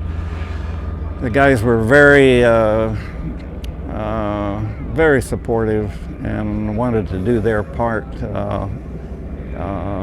Just incredible. And the story I like to tell, my crew chief story, is about my second tour when I had a P-51D Dog, the classic model over here. And it was camouflaged in this dark green camo, completely, just about like this airplane here. And it was my second tour, and Otto Heino had been promoted to tech sergeant, and crew chiefs were staff sergeants. So he had a flight of 6 airplanes to oversee. And so he handpicked a new crew chief for me, Mel Schoenemann. And then, of course, the third member of my crew was Leon Zimmerman, who was my armor. All 3 of those guys were my crews during World War II, and also during my P-39 training. So as the story goes, in my second tour, I have the completely camouflaged D, and I think it was in November of 1944. I remember it was snowing over Germany, and snow had hit the night before, and I mean a big time snow, and all of northern Germany and northern Europe was in dense snow. And I looked down. We used to fly in the Fingertip 4, a leader and a wingman and a element leader and a wingman. And I looked down against the here's a nice white surface right here with the flying on 4. And at this point in time, we weren't paying too much attention to the paint schemes. And we had all green ones, we had all silver ones, we had some that were in half camo and half silver. And I'm looking down at this snow, and which one stood out? Well, of course, the dark one stood out. The camouflaged airplane stood out. So I made a mental note to talk to my crew when I got back to after the mission. When I landed, I got them together and I said, you know, it's snowing over there and I'm going to finish my tour in the winter. Whenever this thing is laid up for heavy maintenance, would you please de-paint it, take the camo off of it and make it a silver paint scheme? And I put it to them on a tactical basis that it might save my butt. But frankly, you know, I had another reason. That was one reason, but I kind of thought the the all-silver airplanes looked a little cooler than the all-commode airplanes. So I told him that, and I thought it would take, 2 or 3 days to do that. And I did tell him, when it's laid up for heavy maintenance, please repaint the airplane. So I went in, and I was the operations officer, and I decided that I wanted to fly the next day, put my name on the board, and went home and forgot about it. Next morning, after breakfast and getting the briefing, come out, I grabbed my chute in operations, and I walked out to my revetment. I'm the closest. My revetment was easy walking distance from operation. I had my parachute over my shoulder, and I climb up over the revetment, and I standing there looking down, and here's my Mustang sitting there in gleaming aluminum. And I was really quite flabbergasted. I thought, wow, did those guys think I gave them a direct order to do that? And then I looked at them closely, and I noticed their hands were raw. The skin had been pushed off of them, and they'd been rubbing, and there was a little bit of blood on them. And that made me feel really, made me feel like hell. I said, I wonder, did these guys think I gave them a direct order to paint that thing right there? And then I thought about it a little bit, and I thought, no, they wanted to do that. That was their contribution to the war, and they wanted to just please me however they could. And I just can't say enough about the crew chiefs of the world.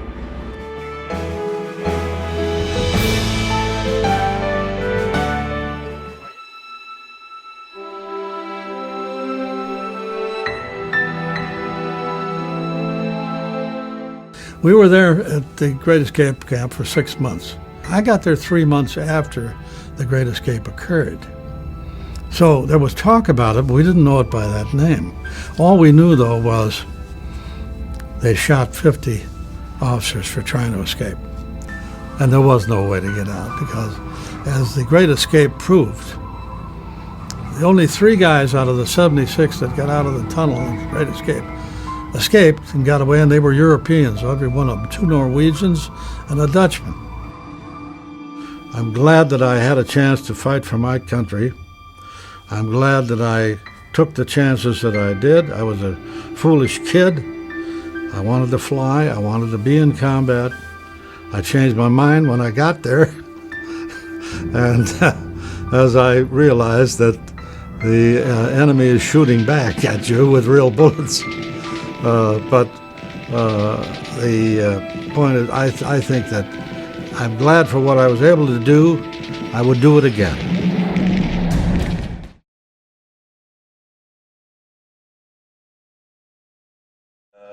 Most pilots are in love with the airplane that they flew, but some of those loss rates had to do with the airplane you were flying, correct? The loss rate, I think, was primarily the mission. But backing up, when I was in graduate school and we knew people were getting assignments, I had volunteered or indicated an interest in every airplane in Southeast Asia except the F-105.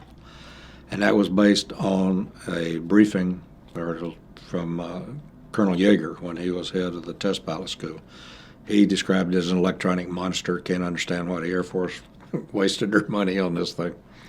So I was not particularly happy when I got my assignment. But by the time I checked out in the airplane, started flying it, I started to really like it. By the time I left to go to war, I won't say I was in love with it, but I was proud I was flying it. And the more I flew it, the prouder I was. But our mission, since we only flew in North Vietnam, made us extremely vulnerable. We didn't have much, milk runs. Maybe on a bad weather day you'd do a recce down in Route Pack 1 north of the DMZ. And that was pretty easy, but I was on my 47th mission and 31 of them were in the Hanoi area. I'd already beaten the odds 2 or 3 times. I was not going to accept that I could not do what I really wanted to do. Time and time again, throughout his life, Bob's resolve to speak and act according to his own conviction put him at odds with authority and often in very real physical danger. At the same time, that determination had everything to do with his greatness as an aviator and an American.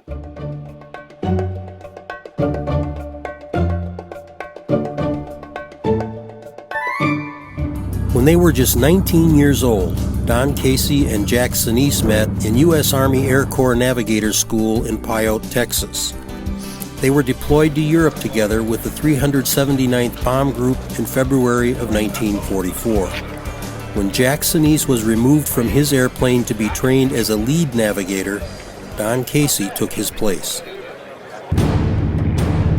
On June 18, 1944, Don was on a mission deep into Germany. It was his second mission in Jack's airplane and his 28th combat mission overall. Soon after leaving the target area, Don's plane was shot down and he and 4 of his crewmates became prisoners of war in Germany.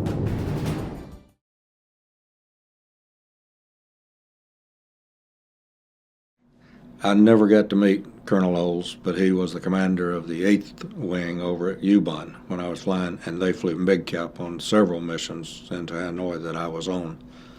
But I did not meet him personally until after the war.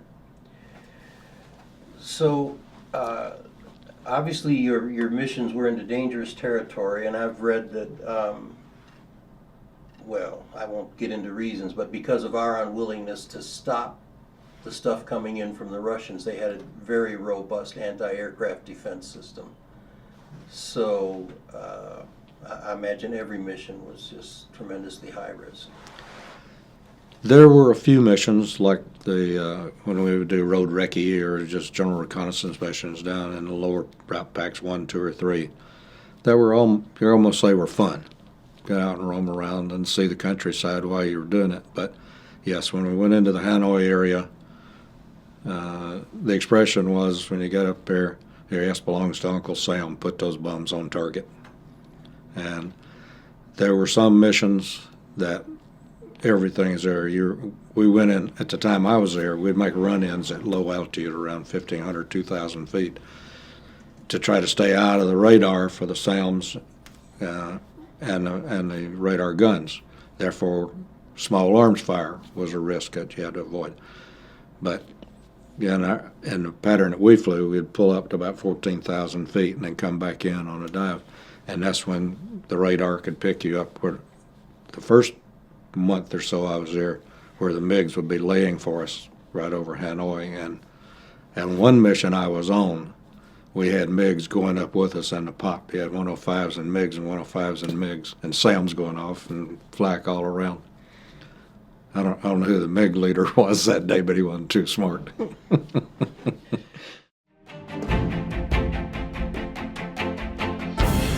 I think we've got storm clouds over Europe and I believe someday we're going to be in a conflict of war, and if we are, I want to be out there fighting, and if I accept the commission here, I'll have an O in my wing shield, and that means observation pilot, and you cannot fly combat.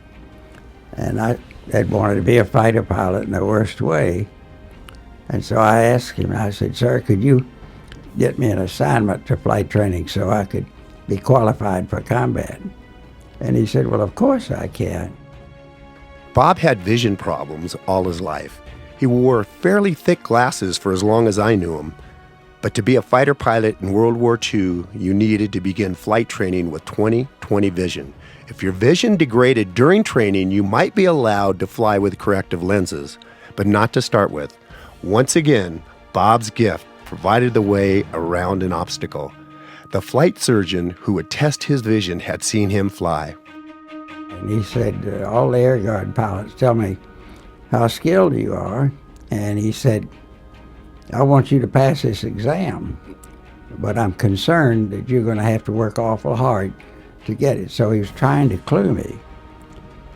"Sergeant," he said, "I've got a couple of things I've got to do in my office. And when I come back, I want you to read that bottom line for me." So he gave me about 30 minutes to memorize the letters in two lines, the two lower lines, that I couldn't read. It's sort of an interesting thing. I went through the same flight training as a cadet did, and when we graduated, I was still a sergeant, and all the rest of the people were officers, and they didn't have any experience like I had at all. But here I was a sergeant, and when we went into fighter training, I was made a flight leader just right off.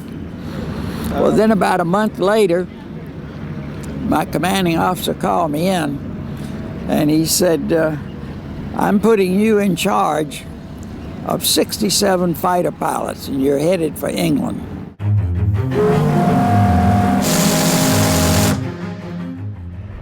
And we did carry bombs briefly for about 30 days after the Normandy beachhead landing. Okay, check your bomb. You check the guns, and this is there's a difference on the B and the D, of course. The B model only had 2 guns, but they were also mounted differently. There's several production changes between the B and the D, but one of them, these guns are laying in here sideways, and I don't know which way they lay.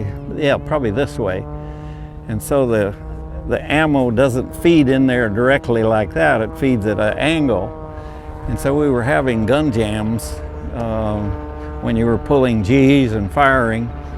The guns would jam and you had no way of recharging them and all that. And we finally got that ironed out by having very clean working guns and then putting trays on top of the ammo so it wouldn't flop around. But when you're doing a walk around, you just check and make sure. They usually had tape over the things like that. I was enthusiastic. I had high ideals and expectations because I had learned a lot of things about aviation that other people had not had an opportunity to do. But Bob had another obstacle to overcome. The Army Air Corps' plan for him did not include flying combat. We got to Africa, and when we arrived there, I was the first to get an assignment. And boy, I was just anxious to go. And I checked into where I had to check into, and they said, we're separating you from your men, and you're going to be testing airplanes, taking them up for their first time. They're coming overseas in ships, and we've already got 2 shiploads waiting now to be assembled. And when they get them assembled, you're going to fly them around and check them out until they're ready to go to combat. I said, boy, I wanted to go to combat.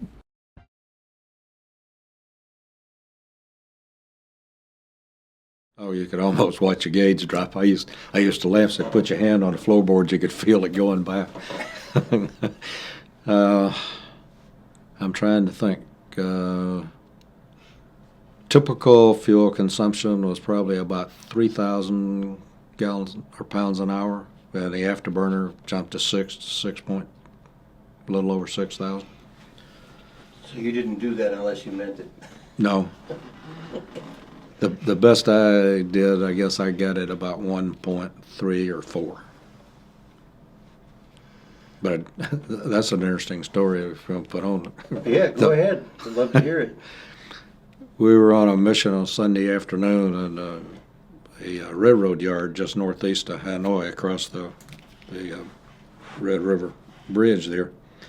And my flight leader, we were the #1 bomb flight, and there was a flak suppression flight ahead of us, and the #4 guy there had been hit and was going down under the clouds. We had about a 2,000 foot level layer. And so my flight leader says, I'm going to follow him down. So that meant me leading the mission out. And about the time I got out and got to recover right across Hanoi, and that's where we were in Afterburner, accelerating out of there and jinking. A SAM went off so close that I flew through the colored cloud which only lasts a couple of seconds. And I came back and I told them that day, I said, I think the biggest damage I did was going across Hanoi supersonic, blowing out all the windows in town.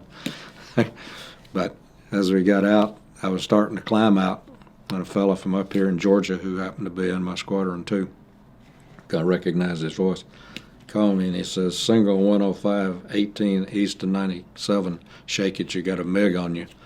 So I did a split S right down through the cloud layer, pulled up, and when I did and looked out, there was a mountain ridge on either side of me out here, at least 500 feet higher than me. And I came back out of there rather subdued, to say the least. And I remember I got back and went through debriefing. And intelligence at that time, if you had a tough mission, they'd pull out this bottle of bourbon, old Overholzer, I remember, and they'd give you a shot. And I threw that one down, and I started telling him about the mission. He pulled up, said, you like another? And I said, yeah. And I says, can I have another one? I had my third shot of bourbon. We got through the debrief, and I looked at my watch. It was about 5 minutes till the evening church time. And I went down to the chapel. I knew this Methodist minister was down there, and I leaned up and right up in his face. I said, it was a close one today, but he got me back here. I said, you think I'll be okay here? He says, he'll be glad you're here. Come on in. But that was probably my most exciting day, other than being shot down.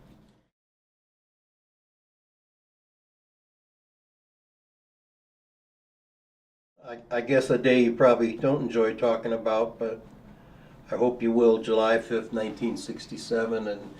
And maybe, you know, I'd love for people who, particularly young people, to understand what your day was like. Not just the fact that you were shot down, but your usual day and preparing for a mission. And all you can remember about that day would be wonderful. I don't have any trouble talking about it.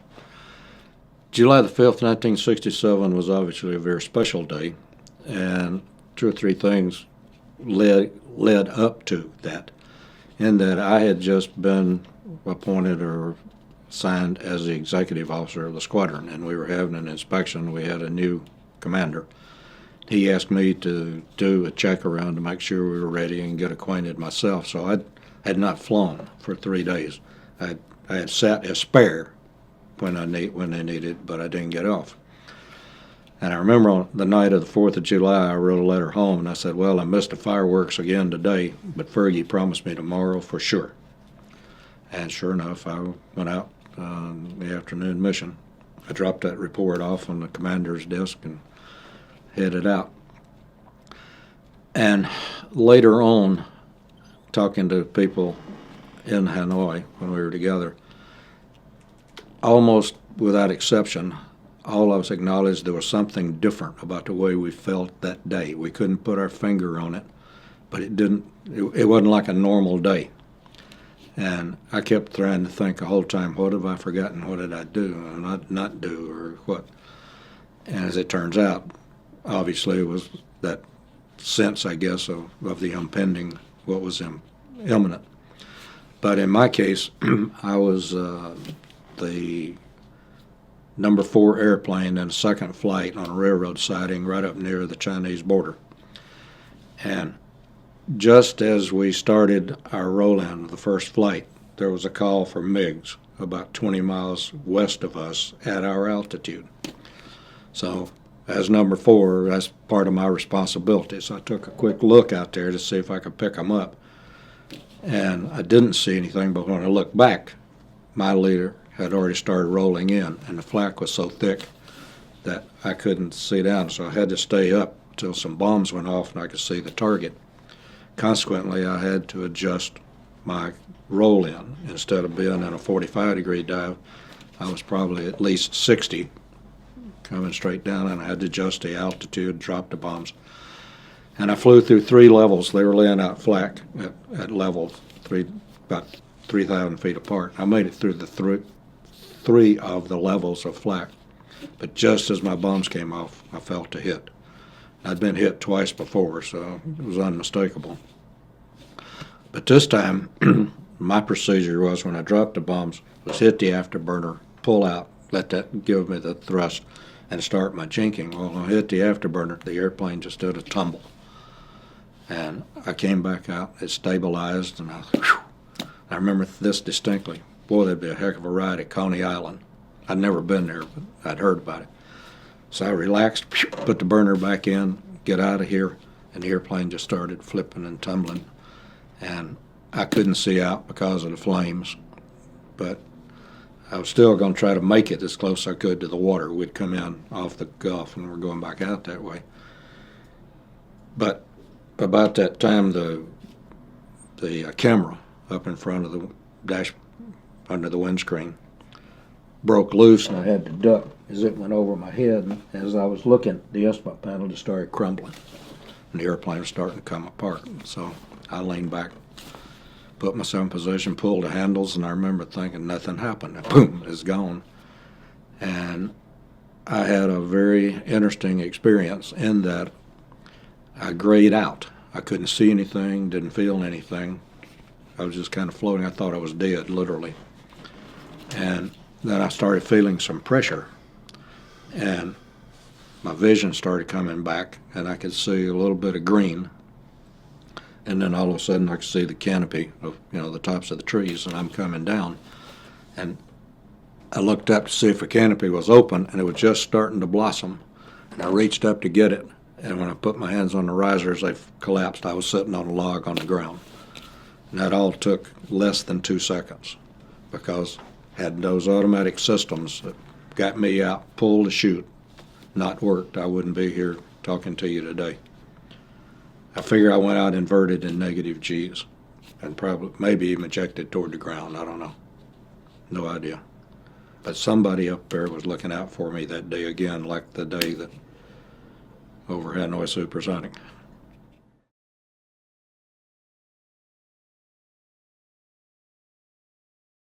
You're not any place you want to be. Well, the first thing, obviously, that I did once I was on the ground, sitting on the log, my emergency beeper was going off. Get that off so I can talk. But I couldn't get up to it. I couldn't get it cut off. I didn't think. I realized after the fact that I had, because 2 others had been shot down, and their beepers were the ones that were going off, blocking things. But I made an immediate call. Told them I was down safe. I'd check in an hour. That's really optimistic. But sitting on the log looking down was kind of ironic. I looked down and looked at the tree. This is just like North Georgia. Those hills, same kind of scrub trees and pine trees running around. The ground's gravelly. And then all of a sudden it dawned on me, these ain't going to be friendly North Georgia mountaineers. Everybody I see now may be looking to kill me. So I started trying to get rid of stuff. My chute was caught in the trees. I couldn't get it down. My survival kit that comes out separately had banged down, and I couldn't get it open. But I could get the side open that had the jungle hat with a mosquito net and a bottle, 2 cans of water. And I pulled out the water, stuck them in my flight suit, put the hat on, threw my helmet down the hill, hoping that would make them think I'd gone that way. And I started up the hill, which was the instructions or recommendations from survival school. And as I got to almost to the top of the hill, and I could see a path out here that I was going to go to, I hesitated just long enough. I think actually my G-suit got caught in some brambles and kept me from pushing these bushes open. And a Vietnamese ran across closer than 4 feet away. The only thing, he was in a hurry or didn't look my way. So that caused me to look around a little bit and the path, and then I saw these field wires across the way. When I leaned up and looked, I'd come down right in the gun ring. There was a gun sight down here about 100 yards and another one over here about 100, 150. And so I reconsidered my actions at this point, don't get too carried away. But I managed to get across that path without leaving a track with the boots. And I thought if I got over on the other side and down the hill, I could hide out for that hour and check in and maybe get picked up, get out of here. And I didn't realize when I got across, all the brush was over here. I was in grass, maybe a foot and a half high. And when I got to the edge and looked down, it was a drop off into a bog. I wasn't going anywhere in that direction. So I sat down, and opened one of the cans of water. And at that point, I was so thirsty, I didn't think there was enough water around. I took 2 sips, and I thought it was going to come out my ears, all the psychological, the shock effects. But I managed to drink it, forced it down, threw the can away. And about that time, I heard voices were gathering up over here along the trail. And they were pointing and talking, and I'd heard some shots and hollering back and forth. They'd obviously found my parachute and helmet. And so they'd eliminated that side. They just really were going to come over here. And they did, and they came out. And I did this and tried to get anything white out of sight and hide down. But I turned out I wasn't going to hide under anything. They walked up and tapped me on the shoulder and welcomed me to North Vietnam.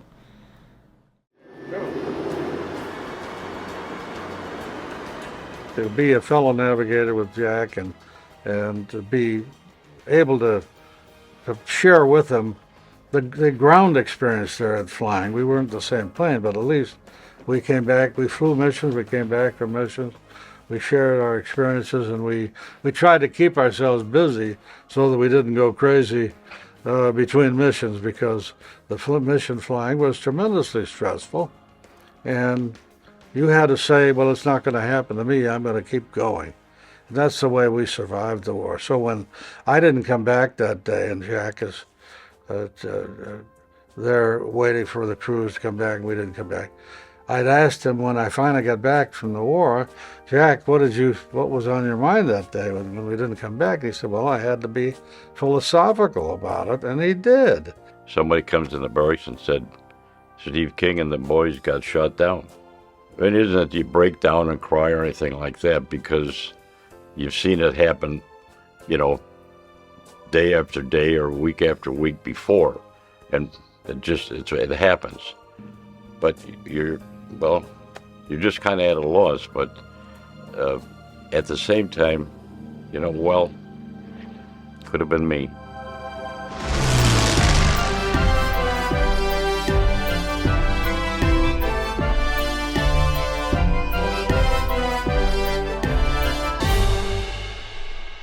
We had a few translators who were French, and they could communicate with them, and we had some people that could communicate with the French.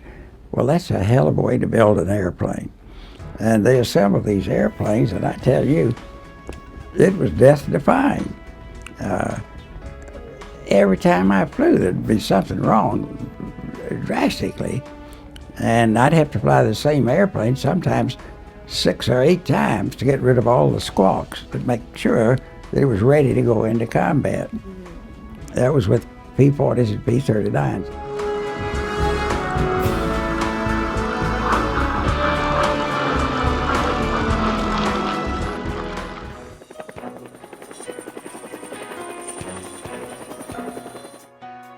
Jim Sursley arrived home from Vietnam as a triple amputee. From the hospital in Japan, he was transferred to a hospital in Aurora, Colorado. When I got there and you start to get healthier and you start to eat whole foods and you kind of are aware of what's going on in the world, is where you have time now to sort of think about what's really going on. You might be going to physical therapy or occupational therapy. That's going to take care of the physical needs. The psychological needs you still struggled with. Why did this happen to me? Have I been a bad person somewhere in my life? Is this a path that God chose for me?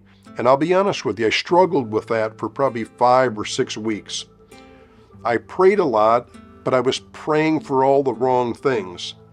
I was praying for that burning bush or that bolt of lightning that was going to show me a vivid picture of what the future had in store for me.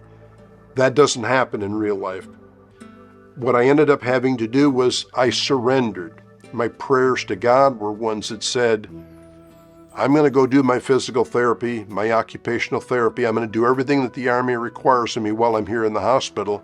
And what the future has in store for me, I'm going to leave up to God. And when I did that and I surrendered, life was just much more simple from that day forward.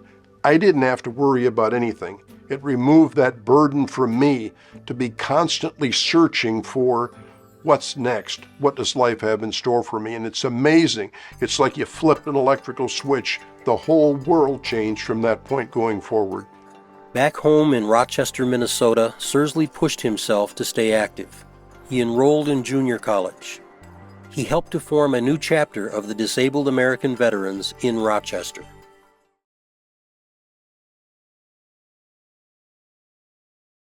The ones that came out and got me were actually militia. They were in civilian clothes. One of them had a rifle. I don't mean to interrupt, but these are regular North Vietnamese. No, these are civilian. They're like militia. Oh, okay. They're in civilian clothes. I don't know how they fit into the system right there then, but like I say, one of them had a rifle, and they started stripping me down. And of course, when I got my pistol out over here, one of them pulls it out and looks at it. And I don't know why, it was just a sixth sense. I just happened to glance up just as he was starting to come across and hit me in the head, and I ducked and missed him.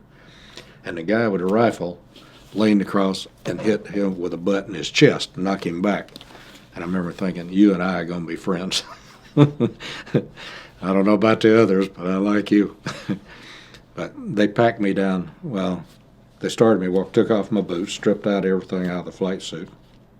One amusing thing, I carried a half a pack of Salems because we'd been told that Ho Chi Minh liked those, and if Ho Chi Minh did, most everybody else probably would. And I carried some Winston cigarettes too. They pulled the cigarettes out, looked at them, crumbled them up, and threw them away. And I said, well, so much for intelligence. But they started walking me, and I realized if I walked very far barefooted, my feet were not going to be in a condition to do anything else.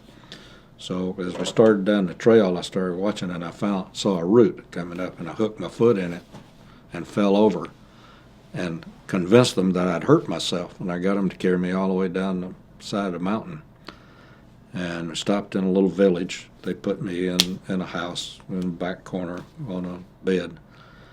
And I was there, I'd say, between 30 minutes and an hour. And he came in, tapped out, and walked back out. And I got in this, I called it a safari wagon. It was bigger than a Jeep, but not as big as you see safaris nowadays, but open vehicle with a canvas top. And they put me in the back seat, one guy on each side. They're holding my arms like this, so I wasn't tied up. But I looked up as the fellow on my left in English said, "You're now the prisoner of the Chinese Liberation Army." And what I saw in front was a picture of Mao Zedong and Lin Pao, head of the premier and the head of the People's Army. And I couldn't put my hand up and do the Marine salute, but I said something like, okay, you really did it to yourself this time. Because I figured I was gone to China because we were that close to the border. I learned over the next 24 hours that that's why the gun sights were so good down there. The Chinese were running them all. And what we had rolled in over, literally, that got us was what we considered probably the best gun sight in North Vietnam. Of course, now I knew why.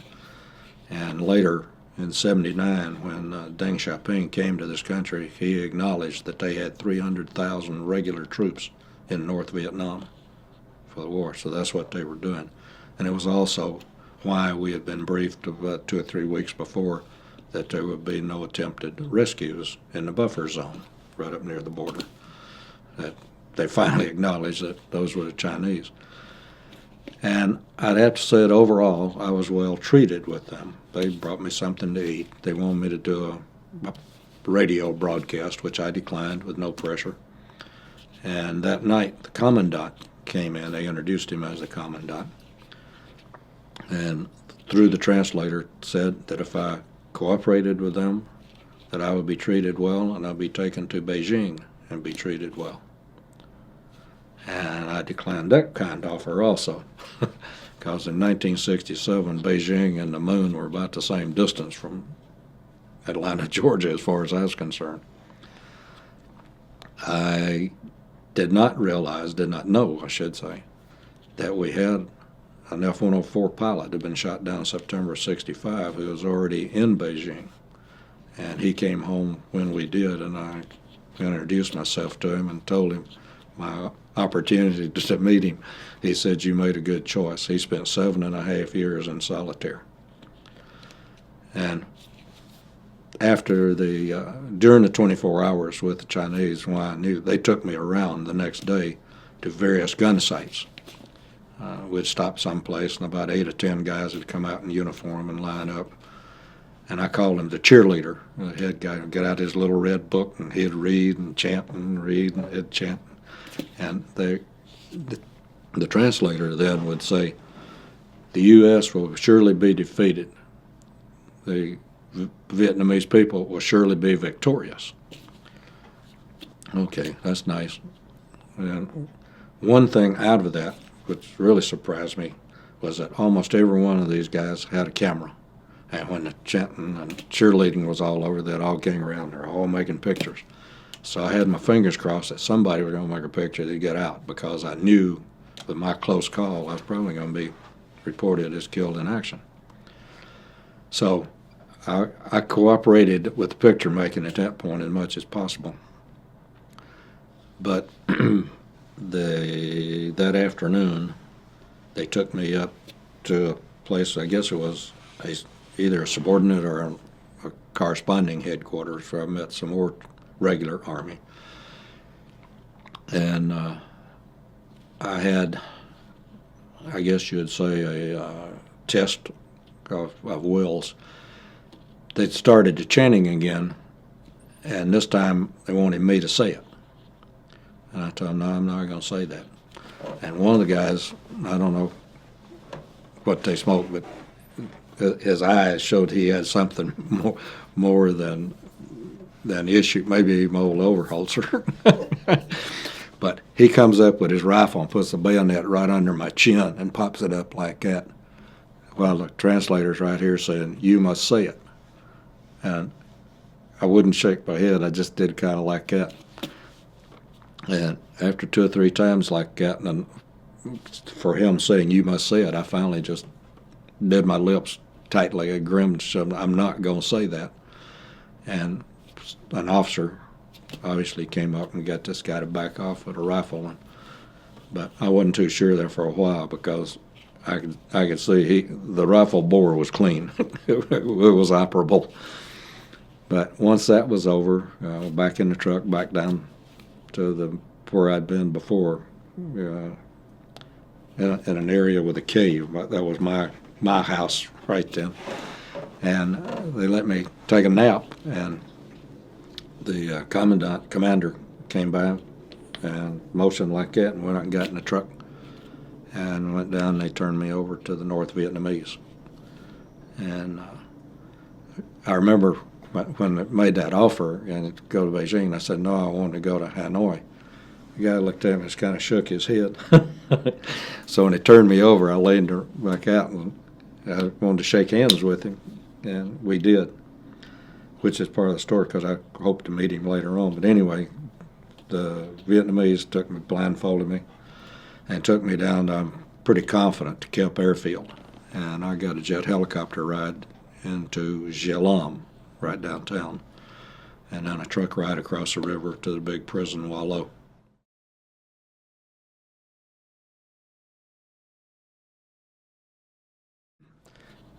We referred to Hoa Lo as the Hanoi Hilton. Oh, that's the Hanoi Hilton. But also, yeah, Hanoi Hilton tends to encompass all the camps. If you were in Hanoi, you were in the Hilton. Oh. Although everybody, with few exceptions, processed through the big prison initially. And I went into New Guy Village there, learned I wasn't nearly as big, mean, tough, and strong as I thought I was. A couple of little fellas with a rope can get you to do and say things that you didn't plan to. And another one that got my arms up behind me for the better part of a day, convinced me to do some things.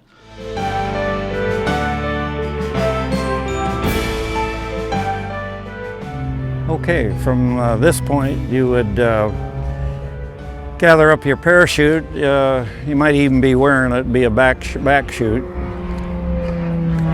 And you mount the airplane from this side, or you could come up the strut on the front. Put me to work, and they said, "Okay, there's your airplane. fly it up to Dong Ha, and you got a mission this afternoon. By the time we get on station there, then the tracers start flying up. NVA knew the game is on. Once the artillery's coming in on station and we start firing it, then I'll get the TAC Air. They'll come up on station, and then I give them a target briefing. You have to tell them which runway heading, which heading to come in on, which way to break out, what the target is, what the elevation is, where's the friendlies, where's the hostile fire. But we control the whole battle as a forward air controller. That's what we did. But when we got up to North Vietnam, it got pretty exciting up there. And I went into the tent to do the paperwork, and they were putting all of their gear into the B-25. And a two-star general, I looked up and there he was. And he said, "Young man, I'd like to talk to you about your mission." And I said, "Sir," I said, "I came into this Air Force to fly for our country and fight the enemy." And I said, "I had a taste of it in England. And each assignment I've had since has had nothing to do with combat." And I said, "I think I'm as qualified to be a good fighter pilot as anybody could be." I said, "I can hit the target consecutively, right side up or inverted." And I said, "I can hit a target out of 4 consecutive loops. And that means every loop has to be perfectly round to be in position to fire in the target each time you come through. And it's very difficult. Most people do loops and they're sort of L-shaped. You move out." And he listened to me and he said, "Young man," he said, "that's a hell of a story." He said, "If you can really fly that well." And I said, "Well, sir, you could contact Colonel McNichol, because he's watched me do these demonstrations I do." And I said, he told me if I could ever get a transfer that he'd make me a flight leader if I could get an appointment to his outfit. And he's in the 52nd Fighter Group, he commands it. He said, "Son, you'll have your orders within 2 weeks." We got a 4-star general, General Haynes, another general coming up to Dong Ha to talk about what we had done on the 26th. All of a sudden, we don't know that there's a bombing halt coming 1 November. Everybody else knew but us. And the North Vietnamese knew that there was a bombing halt coming, and they threw everything at us. I had the last guys, the F-4s that were shot down before they went into the water. But we took so much fire. We were wondering, like, what the hell is coming on? But by and by, the stones will crumble down. Better take it with a smile and try. Take it all in stride. Mr. President, I've been home since Friday, been to 2 dinner parties. No one asked me where I've been for the past year or what I've been doing. In case someone does, what would you like me to say? And he said, "Well, Colonel, you tell them that we are preventing the North Vietnamese from interfering in the democratic process in South Vietnam." I said, "Sir, I can't say that." Ask yourself, are all my dreams up on a shelf? And all I have to show is this waste of time. World War II was a total thing for America. We mobilized the entire country. In Vietnam, one of the things of the lousy war was that it was being run from the Pentagon, from Washington, from the White House. The Secretary of Defense was micromanaging everything, and it was like we didn't want to win. Whoa, the past is gone forever. You better leave it all behind and try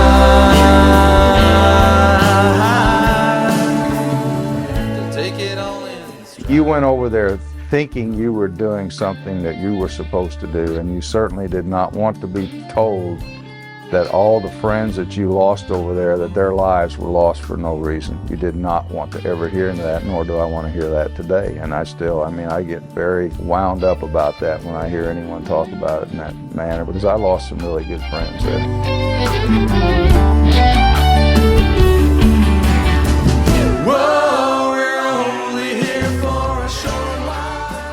Are you saying, has anybody done that?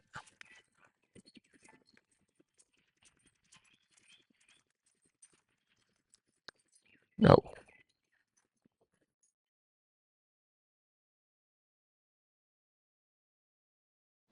It had been opened in, I think, summer, June, July area of '66. And they called it the farm because out the edge of town, and you could hear the chickens and the animals and things around, and they named the buildings for things like the barn and the stable and the chicken coop. And it was an old French movie studio, so there was a theater there, that was obvious. They had a swimming pool, and one was a pool hall.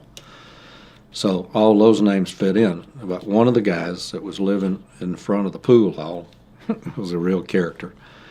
One day, well, almost all the doors had these little openings, and we call them peeps for short.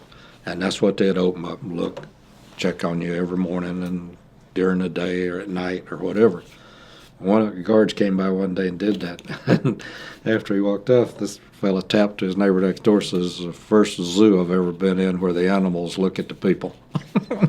And from then on, it was the zoo. And boy, he put his arms around me and he said, "Oh, I've been hoping this day would come." And he said, "I've told all of the people in this fighter group about your expertise." And he said, "I want you to put on a show for all of them." And so he brought all the 3 squadrons, were located in different places, into Palermo. He got everybody assembled, and he said, "You're going to see something you've never seen before. But I want you to know one thing. If I catch any one of these you fighter pilots trying to duplicate what you're going to witness, I'm going to have you grounded." Bob Hoover believed, his bosses believed, and those who saw him fly fighters in those days believed he was simply the best there ever was, which makes what happened to him in combat all the more surreal. The day I was shot down, we were dive bombing some transports, feeding supplies to the Germans in southern France there. And we were attacked by 4 Focke-Wulf 190s. And we just pulled off of the target of releasing our bombs, and we were all split up. I pulled out of a break like this, and I was up about almost 90 degrees, and I saw this Focke-Wulf out here, and I just ignored him. And about that time, I was hit. And believe it or not, it was a 90-degree deflection shot. Well, I knew I had no choice. The fire was so bad, I just rolled it upside down, and I hoped that they wouldn't hit me again. And I just rolled it upside down and fell out, hit the water, got tangled up in my parachute lines. And then I sat there in the water, and I had shrapnel that came all through the bottom of the airplane. And I was in the water all afternoon, and a German Corvette was searching for 2 of their pilots that had gone down, and they found me. And I remember for as long as I lived trying to sink my escape kit, because I didn't want the Germans to catch it. I'm sure by then they must have had hundreds of them. But it was a little encasement that had a little saw blade encased in rubber, which you inserted in your rectum. And it had a map, a cloth map of the area we were fighting in. and it had some chocolate bars, some other things that could keep you from severe pain. This it was a Corvette, and it had like a ladder coming down with a platform on the bottom right near the water line. So finally they had a long pole with a hook on it, and they hooked me and pulled me onto that platform.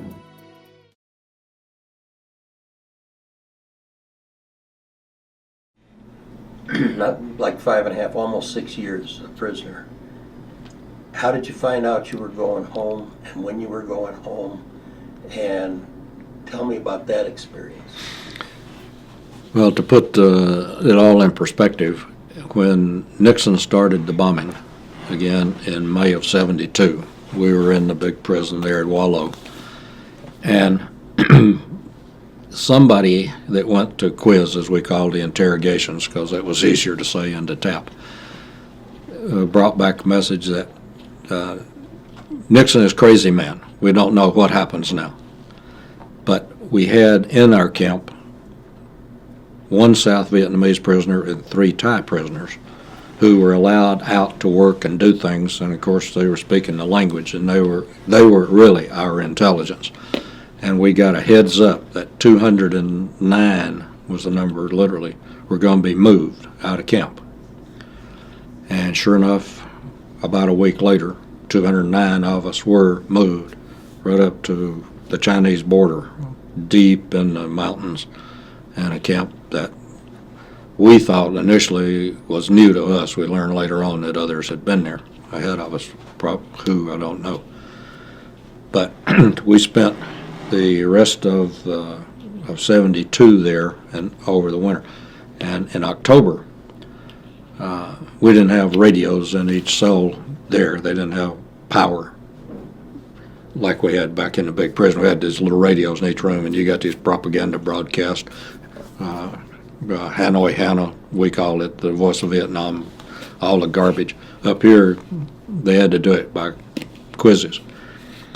And one of the fellows that went early picked up, they were asking him, what do you think about this proposed end of the war, or whatever? This is in early October. And then I was called out right at the end of October. And he asked me, he said, are you disappointed there was no settlement in October? And I said, no, I didn't know there were going to be one, so how can I be disappointed for something I didn't know was going to happen, wasn't going to happen anyway? And kind of went on with that. And then, over Christmas and the holiday and New Year's, it got really cold and we were settling in. All of us were looking to be there in the winter. And one night, the building I was in up the top of the hill, one of the fellows woke us up and said, we just had 3 trucks come into camp. So we all stayed up and we counted 17 trucks. You don't need that many to bring in a month's load of food. Something is up. And the guards came around that morning and let us out to go out to eat or to shave, whatever we were going to do. We had a little area, kind of a little patio we could get out to in our building. And he looks around at one of the other guys and he does this. And then he comes back like that. Looks over and says, something is really up here. So we went back in, and just so we didn't miss out on it, we all started rolling up our gear. That afternoon when the guard came around and opened it up, and he gives us this, which was a signal to roll up, ready to move, we just all leaned over, patted our roll. He got a big smile on his face, and right after dark, they loaded us on the trucks, headed back to Hanoi, and about halfway down mid-afternoon, we stopped and had a little coffee break. They gave us water and little energy bars, coconut bar stuff. And instead of getting back on the truck necessarily to your own, they divided us out in 4 categories. And what turned out to be the first 2 release groups went back to the big prison. The 3rd release group went to the one we called a plantation, and the 4th one went to the zoo. And, excuse me, we'd been back about a week, and I was at the plantation in the 3rd group. They called us out one afternoon. We lined up, and the camp commander came over and he read us the protocol from the Paris Treaty that in itself required that the prisoners be notified within 48 hours of this date. And they were told it, and they stood there for a few minutes waiting for us to do something, and when we didn't, they said, okay, dismissed, and we all filed back into our own little cells, and then we went up hugging each other. So, God, I hope it's true, hope it's true. In my particular case, I was pulled out and taken up to Wallow. It turns out that after the first release group, there was a little difference of opinion between, and the conditions for release were that everybody would be released in 4 equal increments over the next 60 days. So, and with the sick and wounded being released first. Well, the U.S. expected that to be release the sick and wounded, then 4 more increments. The Vietnamese interpreted to be the sick and wounded would be in the first increment. So they had a little hassle about that. And somehow they came up and released 20 guys, just pulled it almost at random, came out. So as that was going on, I was pulled up to the second release group.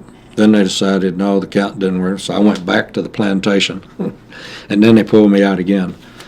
And whatever the problem was, we were supposed to be released on the 1st of March. And the camp commander came in, and we had the big, going away thing, special dinner, blah, blah, blah, on the night of, last night in February. And then he told us, he said, maybe you do not go tomorrow. There is a small problem. I will let you know. So the next morning he comes in and said, I don't think so today. And that night he said, maybe tomorrow. And then by March the 3rd, we were said, oh, to hell with it. I hope somebody got out of here anyway. And he came in that night and he says, I think tomorrow, okay. And sure enough, the next morning he comes in and came in. There was a group called, I forget the exact name, but they were an Indian, a Canadian, a Czech, and another Soviet Union type. Had to come around and inspect everybody. So they came through. We figured, I think we might make it today. And sure enough, about an hour later, we started going out. We got our go-home clothes that we'd been fitted for. We went out to pick them up, put them on.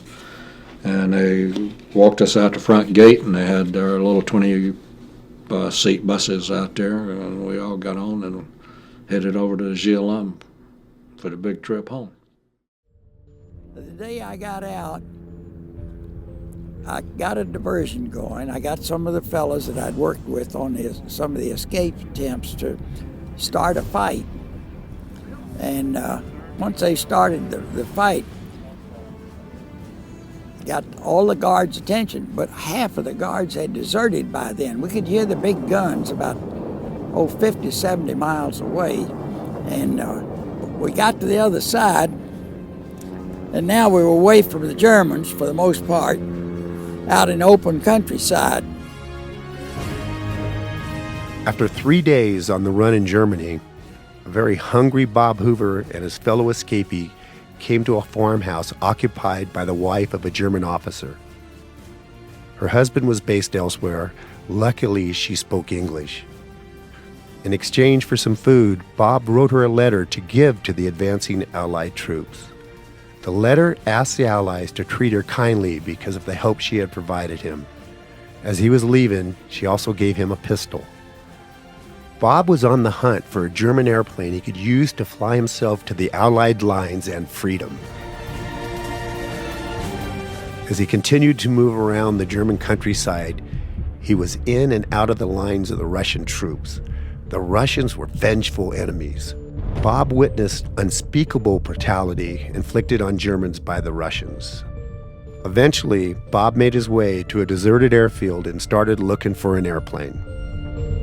Finally, I found one that was full of bullet holes, but the engine was okay, and it was full of fuel. And I said, I'm going to wait till a mechanic walks by here, and I'm going to put the gun on him and bring him in here and help him get the airplane started. And so finally a German mechanic did come by, and I pointed the gun at him and yelled, and I motioned for him to come into the revetment, and he walked in there. And boy, he put his hands up, and his face was just pale as a ghost. The Germans showed Bob how to start the Focke-Wulf 190 airplane, and Bob decided it would be too risky to taxi the airplane slowly out to a runway. He simply firewalled it out of the revetment where it was parked. Well, I let it go, and I went straight out of that revetment, got airborne, got the gear up, and there was a 4,000-foot ceiling.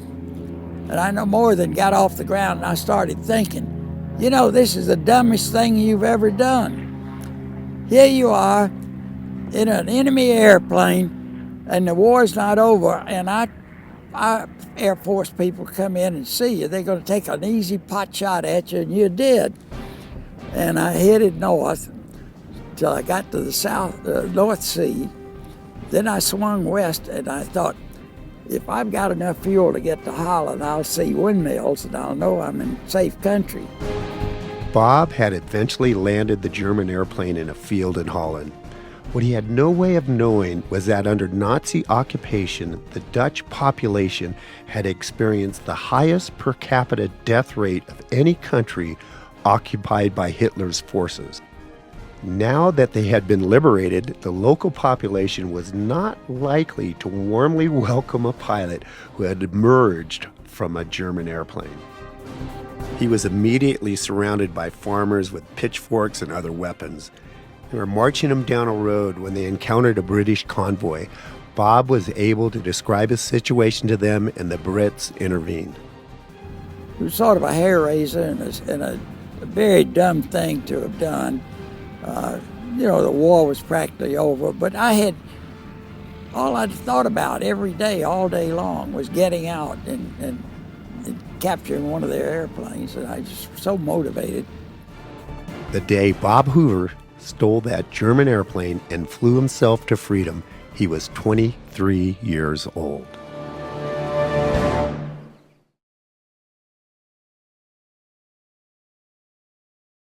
I'd like to hear this. Well, we got out there as we pulled out onto the ramp, and I saw that 141 out there. Of course, working out there, my neighbor at Craig had gotten out of the Air Force and was test pilot in 141, and I'd walked out into one just before I left to go to Southeast Asia. And when I saw that airplane, the United States of America, and that big flag up there, and I told a lot of people, when I walked down and walked up that ramp, I could smell the red clay out of North Georgia. I knew I was going home. Is that just an expression, or did you really feel like you smelled? I started feeling like I'm headed home, yeah. Well, the one question I want to ask you, the penultimate, next to the last, is a lot of things changed for you while you were a prisoner. You found out about losing your father and losing other family members and your wife. And again, if you don't mind my asking, what sustained you through that? Well, I had premonitions, or indications, I guess you'd say, on both. I only got 2 letters from my wife, and there were 6 lines, but she only used about 4 of them. So all she just said was, the children are fine, they help a lot. Another one was, I moved to Atlanta to go to Emory, the children doing well. You could almost read into it the indifference. And in the case of my dad, the one thing that I got from my mother was a birthday card that was signed Love, Mother. And that was probably one of the really low points when I realized he was gone, because I was looking forward to seeing him. I knew he was in bad shape when I left, but I was looking forward to going back and seeing him again. And so when I got there to Clark, we'd been there, 3 or 4 hours, and they came around and got me and said, there's a colonel up here who wants to see you. And he introduced himself from 13th Air Force headquarters. And we were standing in the doorway to the little ward area that I was in, and I looked up, and technician that had been sitting around was leaned up to the desk up here about 20, 30 feet. And I don't know why I turned around. There was another technician back standing around over here. This is not going to be a standard conversation. What is it? So he started out casually, told me about my aunt dying and my uncle dying and my father-in-law dying, and then your father died, and then your wife got a divorce. And as I've described it, it wasn't a surprise, it was the shock of confirmation. The things I was hoping weren't true, but I had a sense. And it was kind of ironic when I learned about more detail about my wife's divorce. When I was up in the mountains and I hadn't gotten anything, heard anything, I went to a quiz and I asked an officer whom I'd known from way back at the zoo. I said, I hadn't heard anything from my wife in a long time. I said, I'm wondering if maybe something has happened. I said, no, I think everything's fine. And I said, well, I would really like to know. I don't want my children to be hurting or having any problem. He said, okay, I ask. And several months later, I went to quiz with him again, and he said, I asked. He said, I think everything okay. As it turns out, that first quiz was within a week of when she filed for the divorce, and the second one was within a week of when it was granted. And they had sent the paperwork to Hanoi, to Camp of Detention, and since I didn't reply within 30 days, I wasn't contesting it. When you first lose your freedom, and I've said this to so many young people, you don't know what we have here in this country till you can't see that red, white, and blue flag. You don't know what that stands for. That's freedom.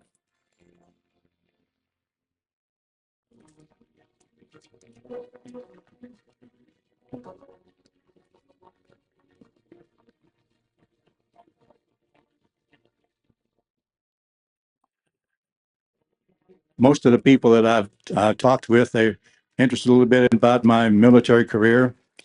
As you know, I started flying the B-17 August the 4th, 1943. I went to Europe in June. I got in there in June the 12th of 44. Had 520 hours total time. And I flew a couple of missions around England just to get a feel for the whole thing. And then on June the 21st, I had my first mission, and it was to Berlin. Now, everything was backwards with me in the Air Force. I wanted to fly P-38s, so they gave me B-17s. I wanted to fly a bomber to Europe and come back on a ship. So you know what happened. I went over to the ship and flew back. I wanted to get a couple of missions into occupied territory, some short ones, and get a feel for the whole thing. So the first thing they did was they gave me the longest one, and that was to Berlin. And then, of course, I got shot down on a milk run, which I wanted in the first place. So everything was backwards, but you got to look at it a different way. I'm still here.